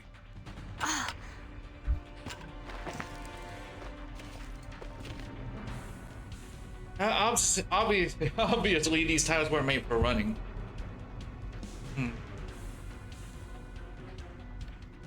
Her foundation training didn't include any programs on rooftop evasion. I need to find Ezio and Mr. Apple, but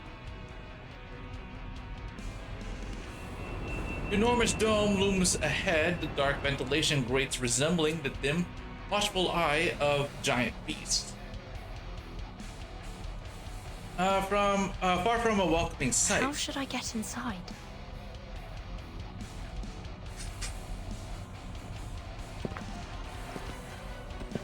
It appears you're lost, Signorina.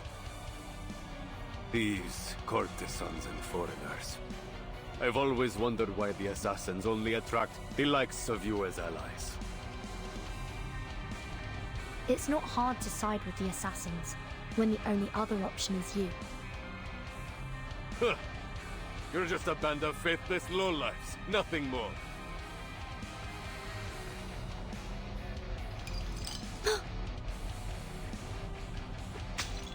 She inches backwards, but finds there's no more roof left to meet her step.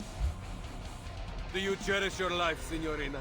Or will you leap down like one of those suicidal assassins? Laughter erupts from the advancing thugs.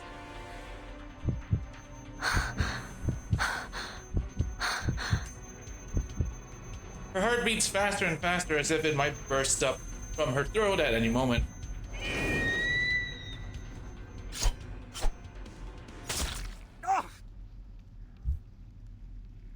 A throwing knife pierces through the commander's eye. Oh. My eye! Dead on. Flashes of flying blades flicker into chaos. The Templars fall from the rooftop one by one. Just around the corner, a grayish figure stands silently like a phantom in the sunlight. Ezio. Follow the wall on your right until you see a mechanical bird. I placed it there to mark a hidden window. Your friend's waiting for you there. What about you? The assassin takes a step forward, directing its gaze towards another wave of Templars. Her armor glints coldly in the waning sunlight, forming a restless silver sea on the rooftop.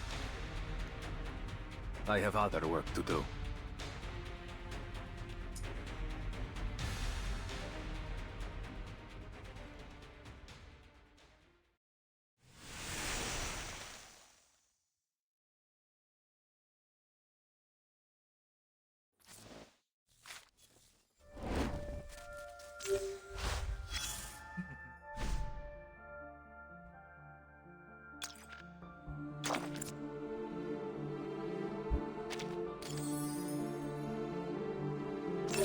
A deadly dusk.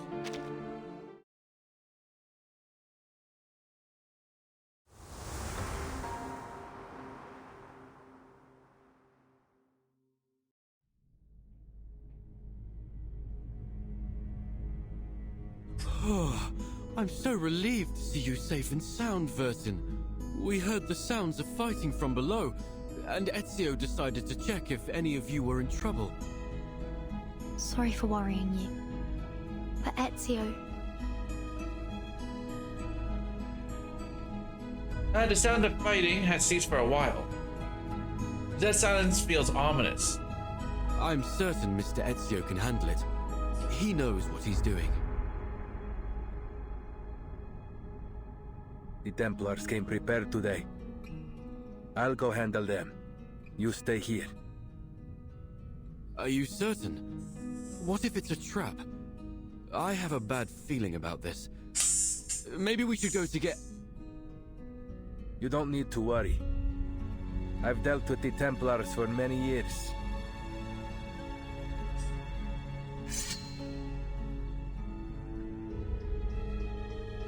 The assassin flicks its wrists, the cold sheen of the hidden blades flashing in the shadows. He's always ready. This is just yet another battle the Templars will lose. Besides, you are my friends. I won't let them put you in danger. The assassin descends the stone steps in bounding leaps. As he moves, he looks up and gives Apple a final reassuring smile. I promise you. We'll meet again, amigo.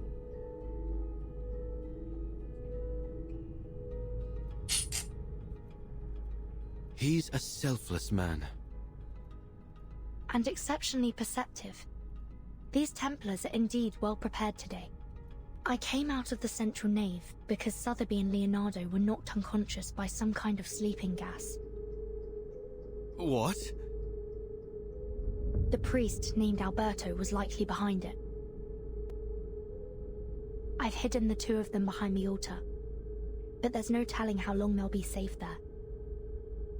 This is bad. We still haven't figured out the trick to opening the secret chamber. Let's hurry, and we can exchange information on the way. Step by step, the two climb up the long and narrow stone stairs. Optical filters. Uccello. Bird. Yes, that's all we've managed to uncover so far. What about your side? Any new clues?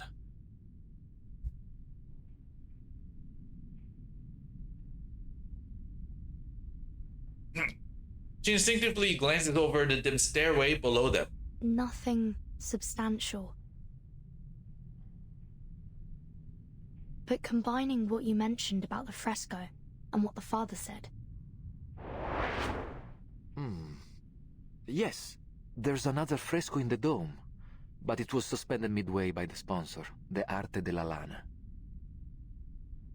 More than a dozen artisans and artists, including Signore Uccello, the chief painter, participated in this project. But none of them received a single florin for their work. Che Dio li benedica. If I might speculate, I think that the fresco isn't a puzzle or the key to any mystery, but rather a reflection of the experience of the artists themselves as they were painting the cathedral. The artist's real experience? But how would you explain this surreal-looking stone? What if it's not a stone in the first place? Perhaps it's that optical filter you proposed. You mean that Uccello had an optical filter too? Oh, that's smart. Even in this era, an optical filter wouldn't be impossible to make. All you need is something that reflects the light properly. For example, a small piece of stained glass.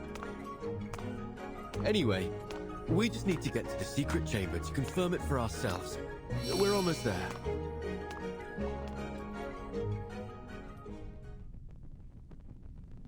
Huh? When did he... Priest stands in the supposedly empty room, hands behind his back. It looks as if he had been there the whole time. You seem surprised to see me here, Signore Golden Apple, and Signorina Apprentice?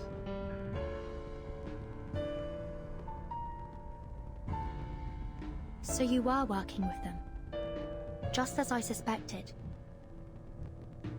You hid your discovery about linear perspective from your friend to avoid being spied on, didn't you? That was wise.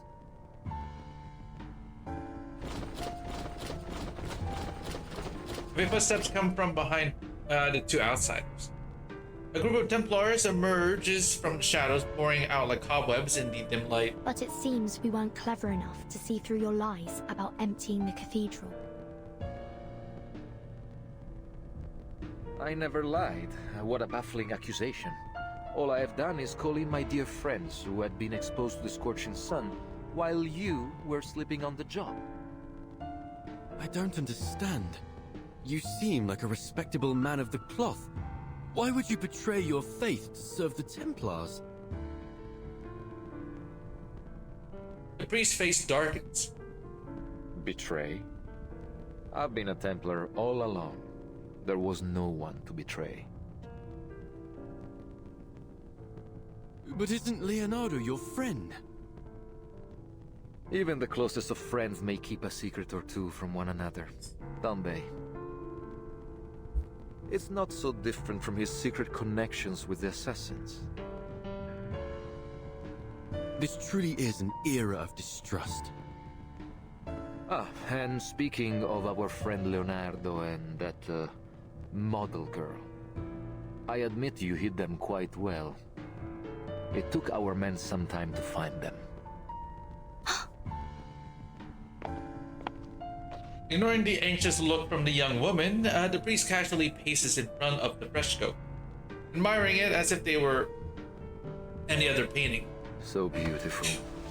I've always liked the way the line layers peel away, like buried sins exposed to the light. Layer after layer stripped away. It's a kind of purification.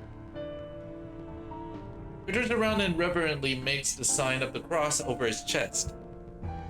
Now, open the chamber if you still care about the safety of your friends.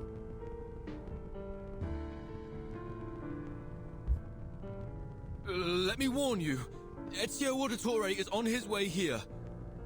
He will stop at nothing to destroy you, Templars. The declaration seems to have no effect on the priest. Ezio, you say? I'm afraid I must be the one to tell you he's not coming back. What? What do you mean by that? Alberto steps to the window looking down at the red tilted rooftops below. You will find we are also quite experienced in dealing with assassins. He will find his eternal rest here in Firenze this day.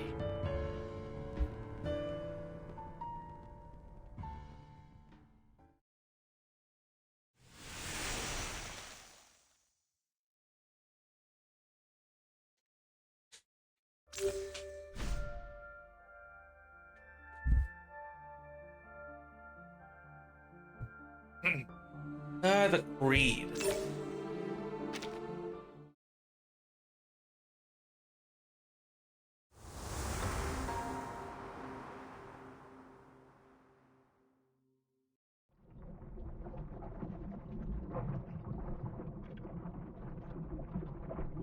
Some say Florence is a land of baptized, and so much blood has been spilled here by the Romans and saints, the Guelphs, and okay, and those who fought for freedom.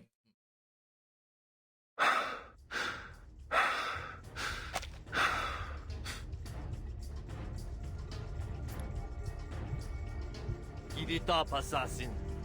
The old city is looking for you. You won't get away this time. Our orders are clear. Secure the relics and the golden apple. And one equally important command from the Pope himself. Kill the assassin Ezio Auditore. We will help you open the secret chamber. Vertin, we can't just... Wait. When did you figure out how to open the secret chamber? Alberto offers a satisfied clap. Bene, bene. It's time you shared your little secret. Vertin. Everything will be all right. Now, let's pay attention to the fresco. Her calm tone is a mask worn over a swirling pool of anxiety. Can you recall the riddle? Of course. It's how we got this far. Sub cadenti fulgore, cadentia sanctuaria coniunguntur. Leonardo proposed that these waning sanctuaries must refer to vanishing points. And by unite, he means the place these vanishing points connect. So we need to find where they are connected. What does the other half of the sentence mean then? Under the waning glow. Could it be that the optical filter, I suppose that's me, must be placed at their intersection at dusk? I believe so. Well done, my obedient lambs. You've cracked the puzzle quite nicely. Now what follows is just some tedious work from my side. Released from the priest's sensor, wisps of fog stretch and encroach inch by inch within the small enclosed space. This apple feels light and dizzy. Are we in heaven now? It's that sleeping gas again. Hold your breath. Hold my... Huh? Time seems to have stopped moving. The air is filled with heavy doses of scopolamine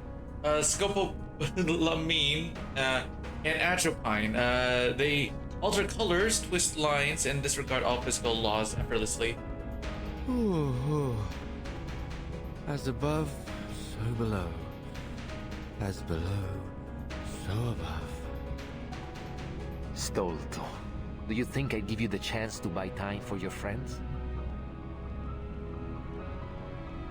The priest's figure tilts and bends in their vision. Only his lips seem to remain in place. We will bring order to this chaotic world. By straying from order, you invite your own doom. You're bound to fail.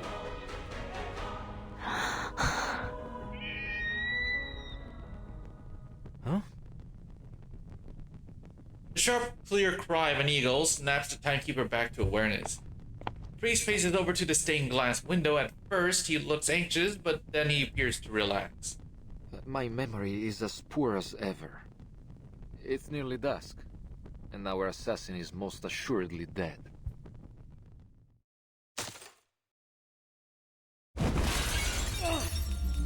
Oh!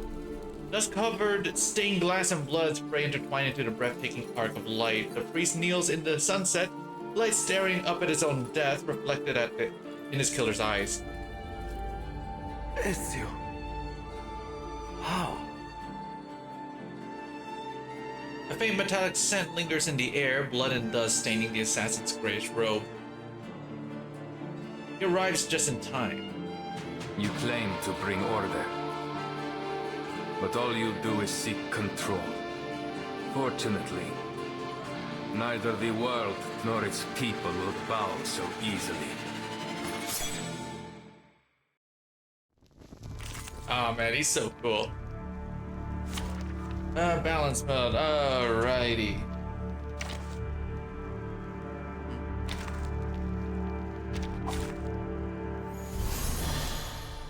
Yeshis, Alia. Ooh. I've got your back. Are we really already at the boss? Don't fall for his tricks, Ezio. This world has fallen to sin. Only the Templars have the strength to put it in order. We are the instruments of this world's salvation.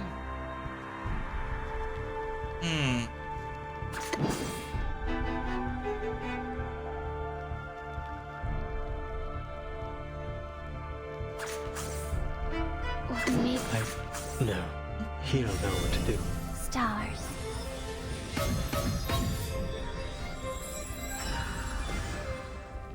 For everyone. I've got your back. A blessing bestowed by fate.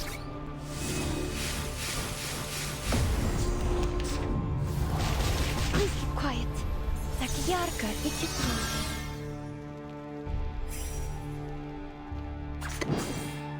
Always arguing. Hold your breath. No. He'll know what to do. Please. Ridiculous.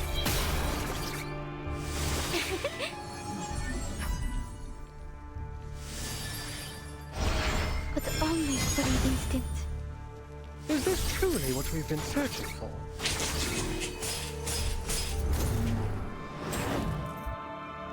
Oh! Never even stood a chance, old man.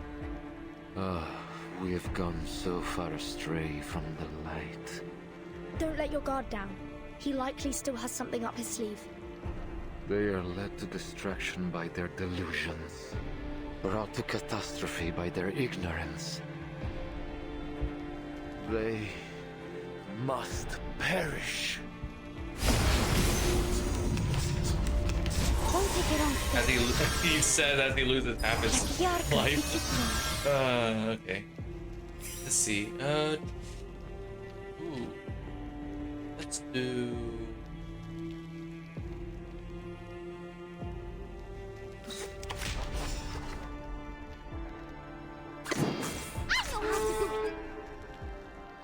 Always arguing.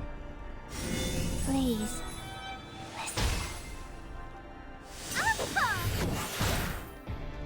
The stars were just out of reach. A wonderful dream. There we go, and he's dead. How could this be? Was this a test, Lord? Forgive me, Father. Lead me to salvation.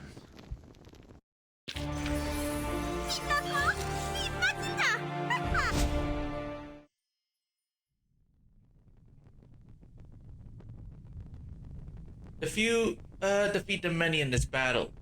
The priest lies on the ground, his pale, aging face distorted by a rippling pool of blood. Ezio. Sei un cane bastardo. Un assassino non perde mai di vista il suo bersaglio. How did you survive?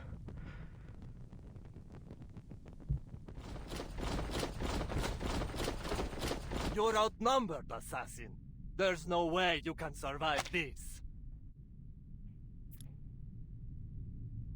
It's better that you kneel and accept your fate. No one can withstand the order. The doors and windows on the streets have all been tightly shut. The bustle on the street has disappeared. Even the wind falls silent, anticipating the worst. Outnumbered? Where did you get that idea? Shadows emerge from behind him, flanking him on either side. Oh! Where did they... Leaping down from rooftops, sneaking in from the alleys, the phantoms swiftly gather by Ezio. Wordless determination in their eyes speak for them. We work in the dark to serve the light. We are assassins.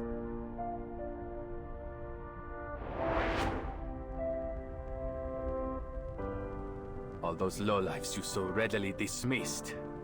When I needed them, they came to our aid. Impossible. One knee on the ground, the assassin stares at the priest's trembling eyes, writhing in pain. By every soldier and summon every knight and every Templar in this city. It will never be enough. The assassin's hidden blade is driven through the priest's heart. No. It can't end like this. But as it seems like the priest should breathe his last, he begins to laugh. Assassins. You're merely puppets. String. Driven by delusion.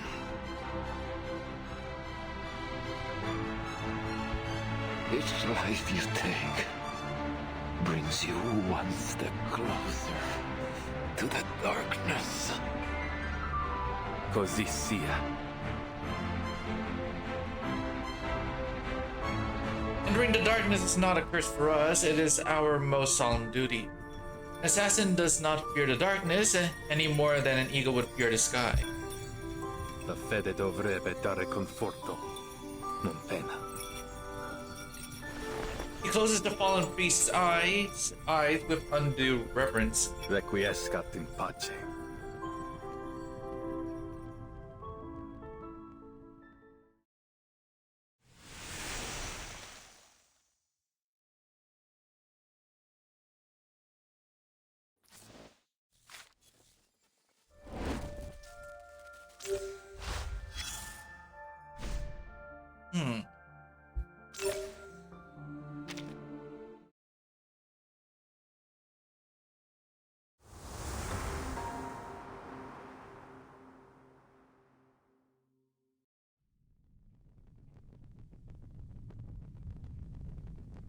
Oh, thank heavens! No more befuddling riddles and clouds of sleeping gas. I've never loved this world as much as I do now. You were quite clever to cooperate with Alberto to stall for time. But how did you know that Ezio was coming to save us? I didn't know. But I knew that irritating Alberto would risk the safety of Sotheby and Leonardo. Moreover, I think I may have actually figured out what the relics truly are. A small brownish shadow flashes past the window. Hmm? That sound is familiar, isn't it? I'll take a look.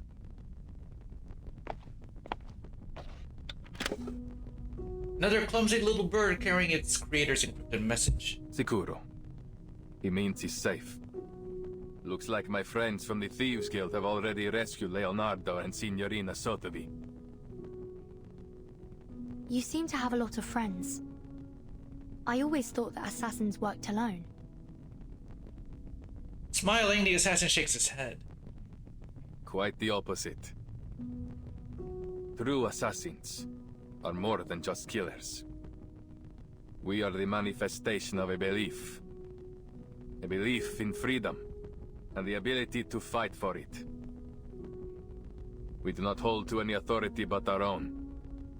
We are free to follow our own path. And many share that belief. That's why we are never alone. Just like the artist that painted these. I imagine they must see each other as fellow believers in art.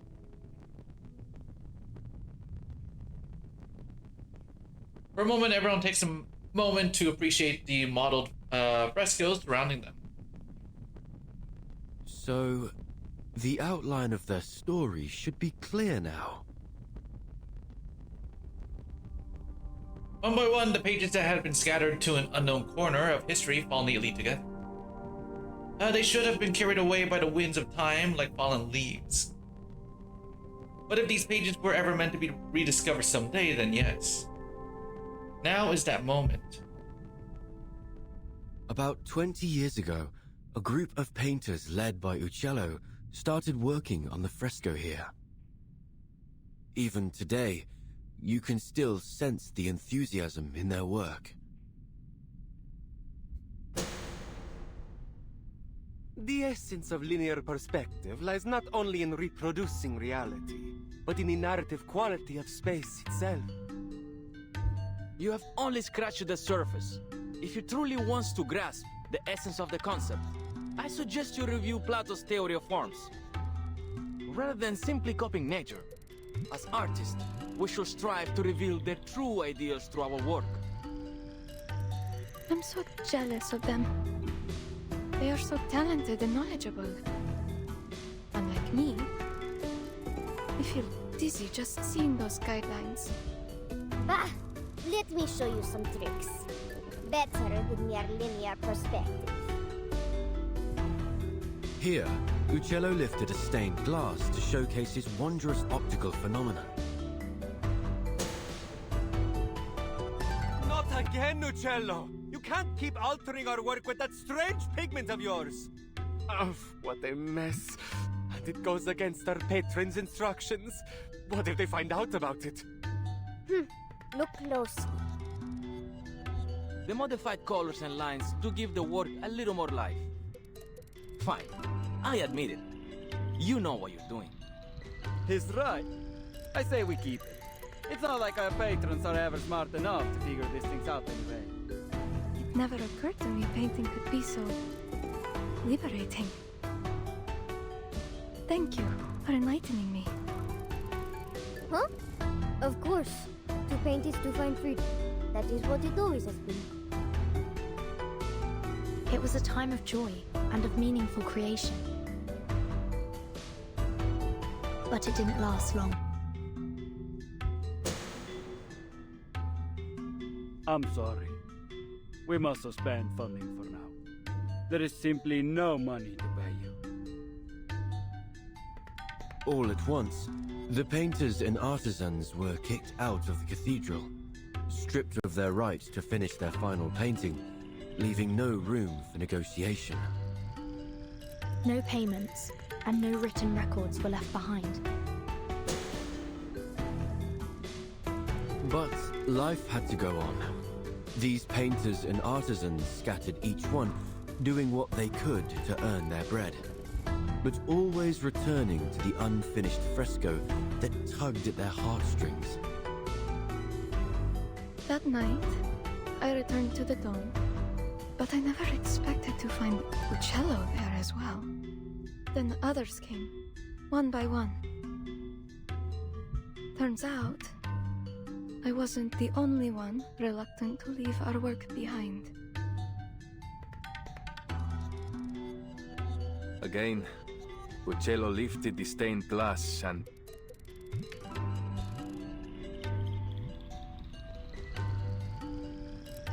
Their story has come to a pause here. Now let's finish it. He lifts Apple gently into the light and reflects off his golden radiance as the assassin walks toward the unfinished fresco.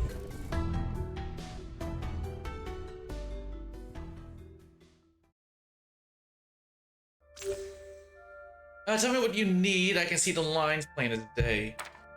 Ezio, can you mark the orthogonals for us? Keep extending them back until they converge once more at the vanishing point where everything disappears. Ooh. So, we now have our 4 vanishing points. The next step is to connect the vanishing points in pairs to form 2 lines. The point where the 2 lines intersect on the blank wall is under the waning glow. And that's the very answer we've been looking for. Okay.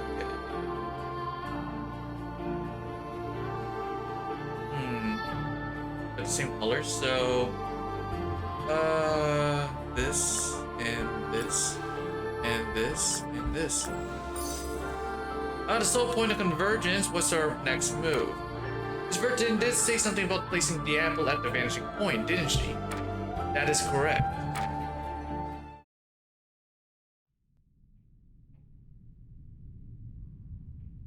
The vanishing points, hidden beneath layers of lime plaster and pigments, finally emerge in the waning sunlight. The only thing left to do is lift the apple up and wait for the perfect ray of light.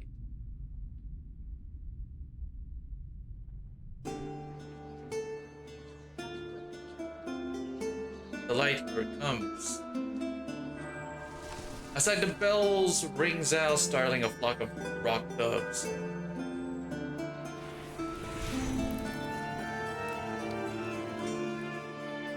As twilight streams down over the fresco, the once drab surface begins to change color.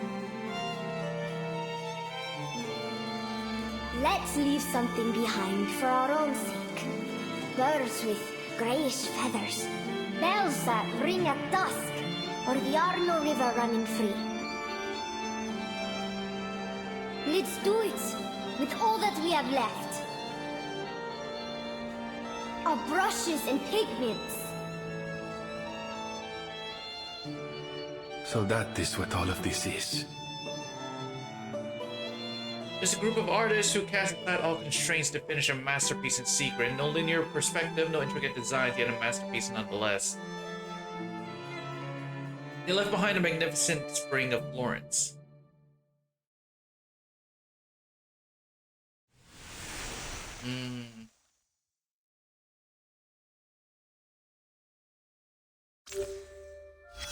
So there was no treasure, just the masterpiece of the artist's finished work. That's pretty cool. What's this? Wait, what did I do? I hit start. What's this? Primavera. Wait.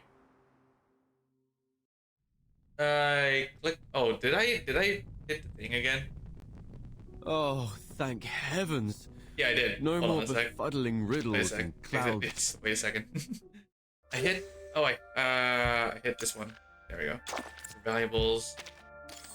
And then this one off. And now we're on to this one. There we go. We're on number 12. A moment of peace. What happened after that?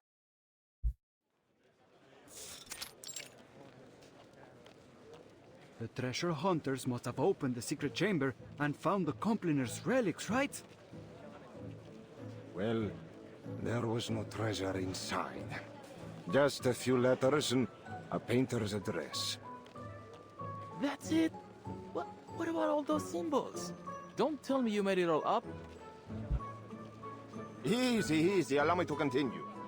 Long after the poor painters and artisans scattered to the wind, each of them received a special pigment from Ugello. They used it on other projects they worked on, leaving their signatures, these symbols behind to mark their work. And so concludes our Firenze fresco mystery. To celebrate this touching story, I've hired a team of talented artists to reproduce their paintings in a new book. And I gave it a wonderful title. La Primavera di Firenze. The crowd lets out a chorus of dissatisfaction. Che delusione. È un titolo terribile. I've got something even better here. A map straight from the Spanish court with a direct route to India. Think of the opportunities that await you. Hidden relics, missing artifacts. No matter the season, you'll hear all kinds of legends in Florence just minutes after you arrive. Perhaps everyone who has ever lived here is destined to become a legend themselves. In the midst of the bustle, the Tuscan sun has quietly begun to sink below the horizon. I have a serious question. What is there in India that is worth all this fuss? If Marco Polo is to be believed, not even there can one escape the troublesome rumors of merchants and courtiers. Unfortunately, humanity's thirst for gossip knows neither geographical nor temporal boundaries. But this apple still finds it so strange that all the rumors about these complaners turned out to be false, from top to bottom. It seems like, no matter the era, lies always travel faster than the truth. Well, I wouldn't say that. In fact, the rumors didn't really hold much weight until you arrived. Huh? The assassin gazes out at the distant crimson clouds. The Complaners' relics weren't the most important thing we were searching for. In fact, we were looking for an apple. One very much like you. So when you turned up, looking like the very apple we had lost, it was only natural for us, and the Templars, to keep an eye on you. Of course, it turns out you weren't the apple we were looking for. And you're only telling me this now? I thought we were friends. It's only because I consider you friends that I had to keep this from you. That apple brings bloodshed and war wherever it appears. Well, then it does sound like quite the troublesome thing. The assassin smiles. You caused quite a stir in Firenze yourself. No need to be modest. Esatto.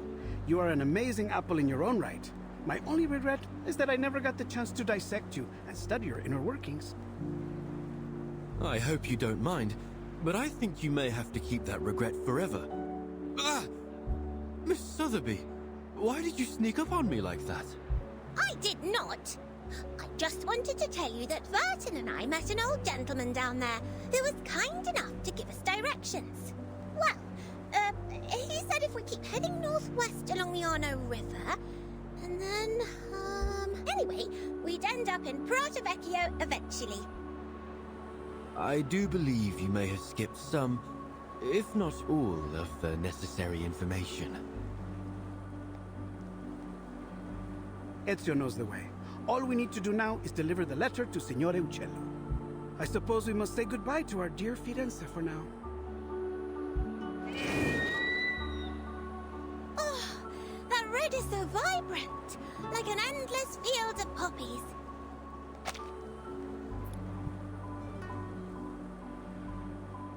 It carries the brilliance and hope of the Renaissance. The red flows across the sky in a rosy stream, passing through the window, flower boxes hanging over Florentine streets until it pours into the winding Arno River. What did I say? This place has the best view. It is positively gorgeous. I see why you insisted we all come up here together. A place of beauty like this is a fitting place for farewells. Before saying goodbye, the soft whispers between friends fade into the coming night's breeze, melting with the golden glow of the setting sun. By the way, I had a discussion with some of my fellow painters.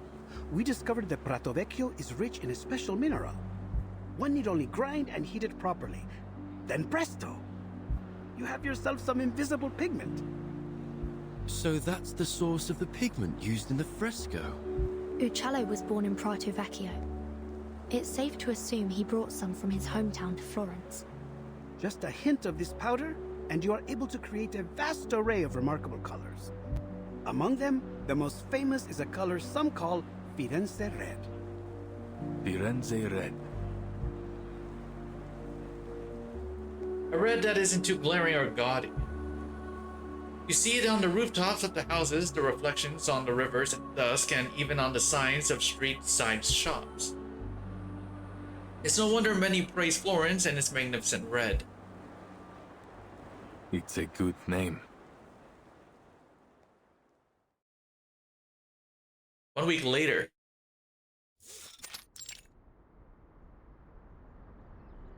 The bumpy journey has finally come to an end. Finally. That darling little house up ahead. Must be Mr. Uccello's home. A small farmhouse stands beneath the thick shade of olive trees ahead, the stone walls glowing white in the afternoon sun. The young lady takes a few excited strides ahead and pauses. Oh, I just realized something.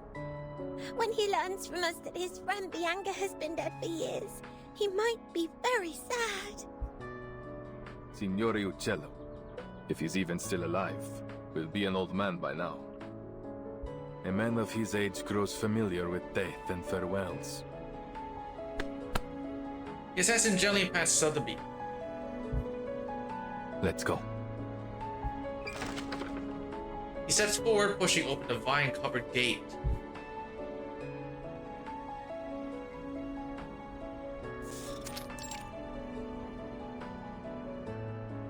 Oh, who are you? Where did you pop up from? The small courtyard is vibrant with life, and a woman with paint stains covering her dress stands alone in the sunlight. Apologies for the intrusion, Signora.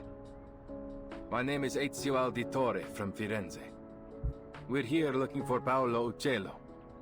We have a letter here addressed to him from one of his friends. Friends? I'm not sure my father would agree he had any friends. Is that so? Well, the letter is signed Bianca. Bianca? You should have said so earlier. Please, put the letter down. It's meant for me. The letter mentions a particular piece of stained glass and details of the fresco in the Florence Cathedral. We assumed it must have been meant for Mr. Uccello. The woman looks wistfully in the direction they came, then laughs as if recalling a joyful memory. It appears I've deceived you as well. Allow me to introduce myself. I am Antonia Uccello, and perhaps the Uccello you friendly strangers are looking for.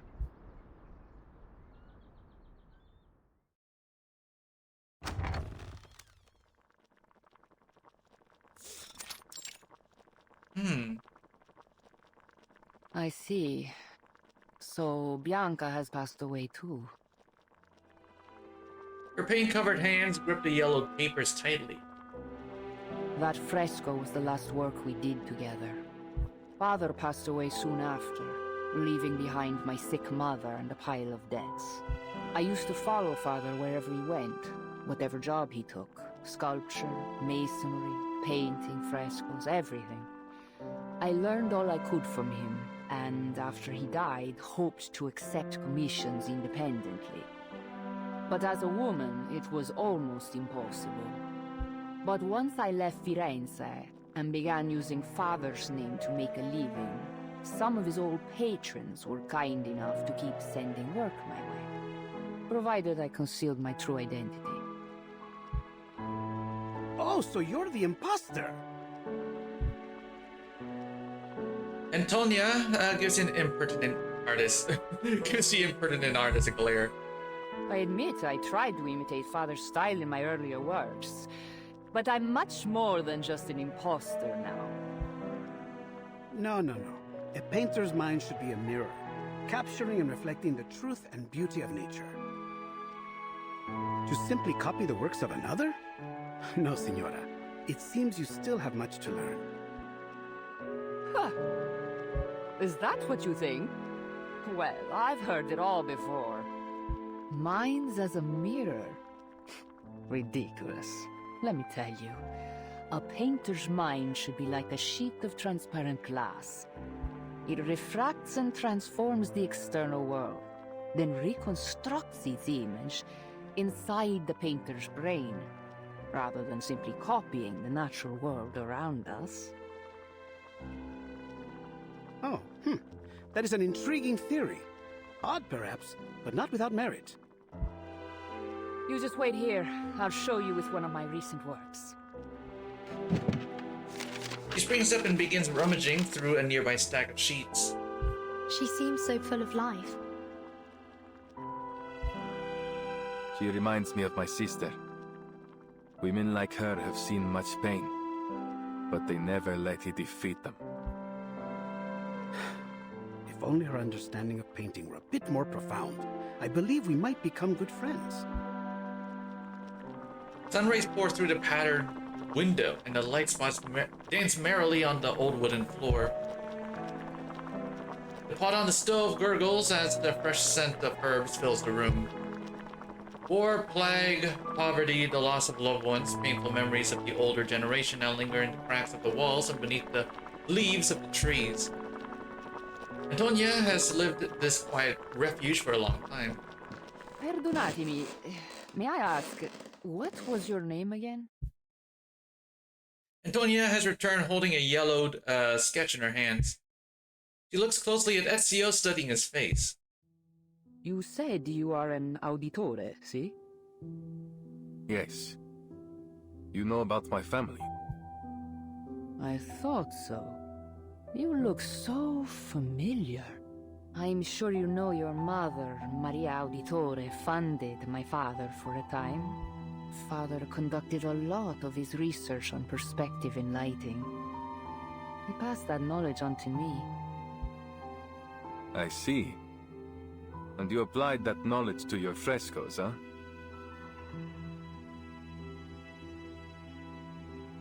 The artist winks playfully. What goes around comes around, right? Architects, sponsors, painters, artisans, assassins, outsiders. Our identities may differ, but our actions are all deeply interconnected. This apple has never felt so moved by the warmth and power of community. I heard a lot about your family from Father. He was always very grateful to you. Mi dispiace. If Mother hadn't cut your funding, perhaps you wouldn't have had to. Antonia shakes her head calmly. Your family helped us more than we could have ever asked for. Your mother once commissioned my father to paint a family portrait. Do you remember? Family portrait? No, I had no idea. It was many years ago, and the painting was never finished because of what happened to your family. As she moves slowly, then purposefully toward Ezio and hands him the sketch. This is the only draft left, but I believe it should be returned to you. Consider it a token of thanks for delivering this letter all the way from Firenze. Grazie. Ezio takes the sketch, gently unfolding it in his hands. This is... Oh, look! On the yellowed sketch paper, a roughly drawn portrait captures all the members of the Auditore family. Padre, Madre, Federico, Claudia, Petruccio. This draft captures the younger version of you perfectly. I can vouch for that. Young Ezio in the painting stands off to the side with a casual stance. Without a care in the world, a 17-year-old boy with an errant heart, eager to explore and venture without restraints. The rest of the family didn't seem to mind him. They stood against the clear Tuscan sky, their faces glowing with dignified poise. What a lovely family portrait. Even the weather looks lovely. The painter did a great job capturing a wonderful moment. Almost imperceptibly, Ezio's hands tremble, overwhelmed by a flood of long-held-back emotions. One of the sweetest of my life.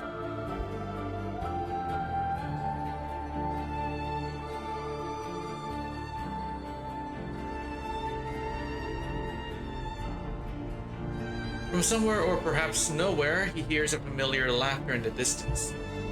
As light as the breeze sweeping across the red rooftops, traveling over the river of time, and finally slipping out from the yellowed sketch. It is a good life we live, brother. The best. May it never change. I think that's a line. And may it never change us.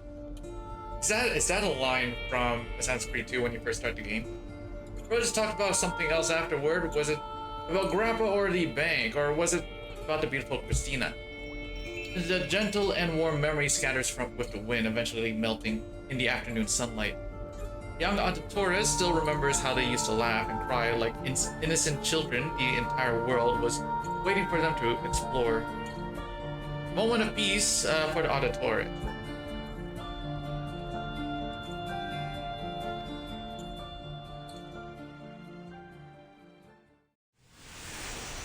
Yeah, oh, that's the end. I guess that's the end of Assassin's Creed 2 story. But there's still the Assassin's Creed. Ooh, wait, there's still more. Endless War. Bonus stage. Oh, this is a bonus stage. Oh. Yeah, this is a bonus stage. I've got your back. So yeah, that's all of them. Well, for now, I'm guessing that the other story is gonna unlock later on. When Cassandra drops, right? So Hold your breath. I'll have to take a look at the release order, or the roadmap. I mean, the roadmap is in the notification. So Let me help, please. Is this truly what we've been searching for?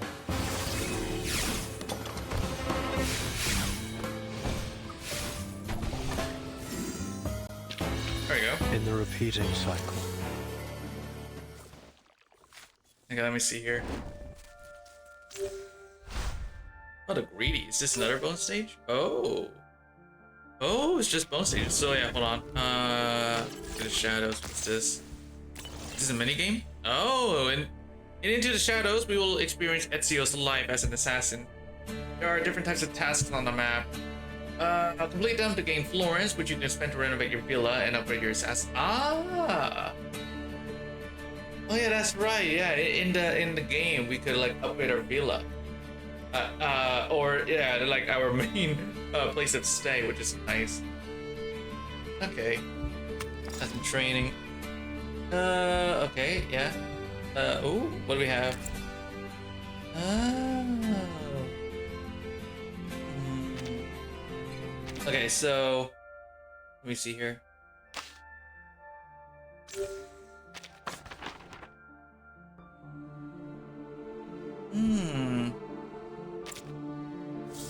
Okay, so let me see here. So yeah, let's see. Let me check the notification or the notices. Where is it? Here it is.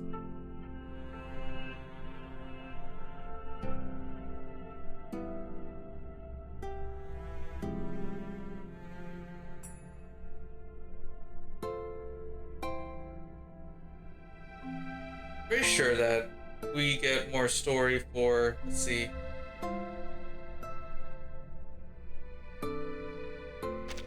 I'm assuming it would be this one up here. This is gonna be more story in 20 days. Probably, I don't know.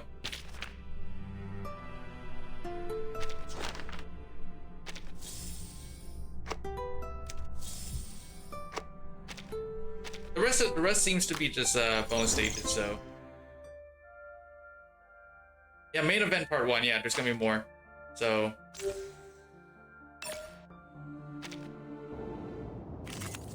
The rest is just gonna be battles. Alrighty, it's not a problem. We will experience all this over and over again. Get on step. Did expect the story to be pretty short, but oh well. Or maybe take a deep breath. All right. No. He'll know what to do. No problems.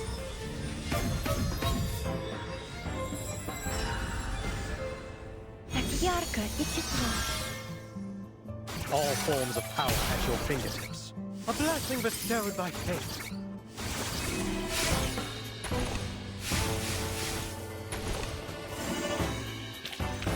Was I able to take care of everyone?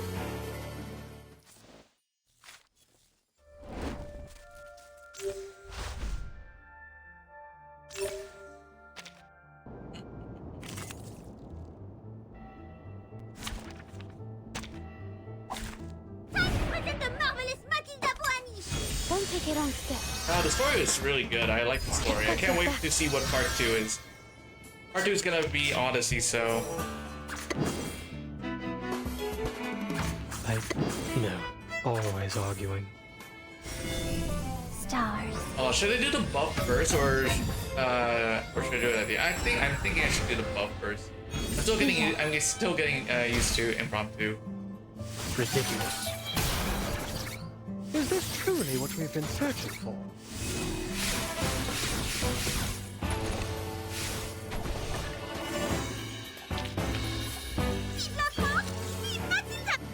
Okay, so yeah, I wanna build really wanna build Ezio when I get the chance. So let's see. Let's do this one. Secret Chamber, Florence Cathedral. Yep, this is the boss. Let's do it.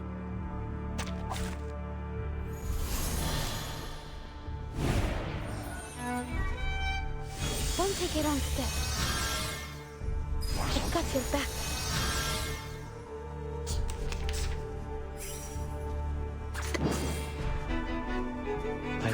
Hold your breath. Always arguing. Stars.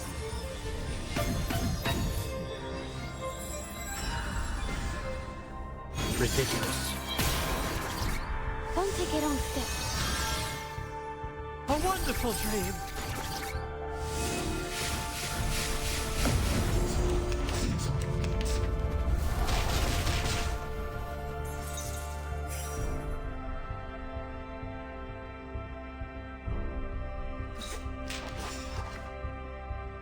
Oh, hold on. Let's do this. Or maybe take a Yeah, that's all of it. Okay. Goodbye.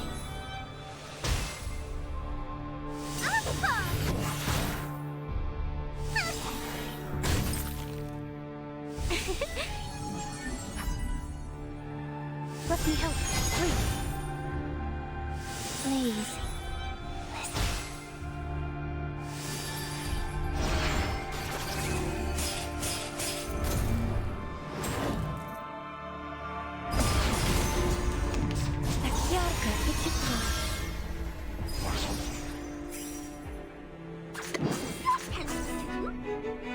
Always arguing. Stars.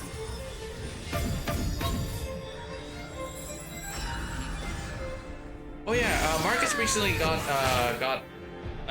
their Euphoria, and Mila too. Yeah, they both got their Euphorias for this update. I really want to get Marcus's Euphoria because I use him. I use Marcus a lot, right? I use her a lot.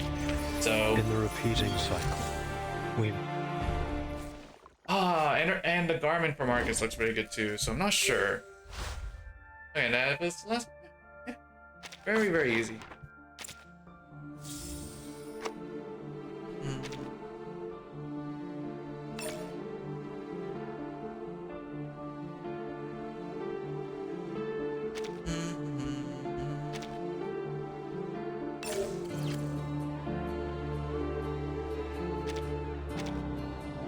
Okay, let me see here. We're gonna need.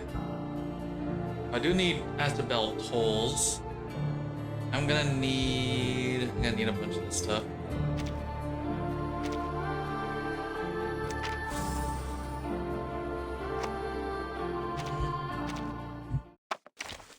Okay, so yeah, since I do need to level up, let me see here. Don't think I haven't noticed you looking to pay me a visit out in the wilderness. Usually those who seek to find me are looking for trouble. I'm glad you're one of the exceptions. 37,000. So, buongiorno, signorina. So is that all? Is that all? I'm guessing that's all. It's pretty short. It was a great story though. I liked it. It was pretty fun.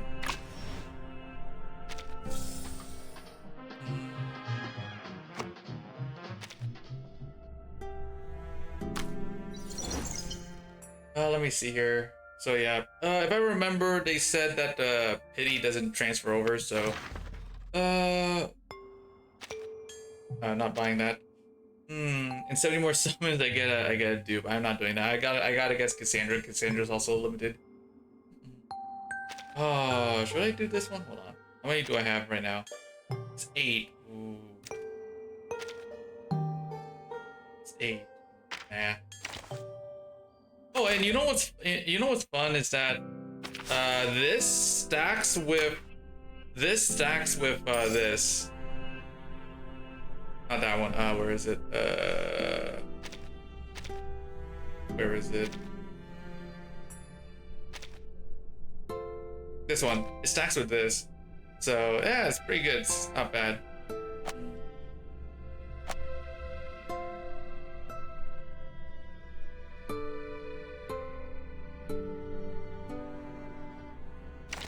Yeah, there. Yeah, Marcus looks really good.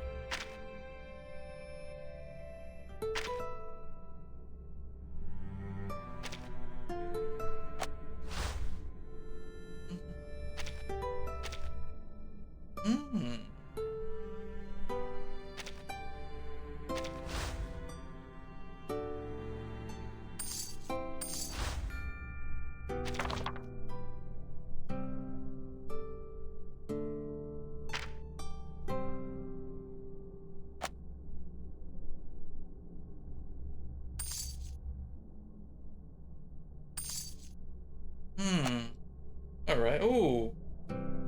Oh, it's 3,000 for all of it? Ooh, maybe I'll pick that one up. Alright.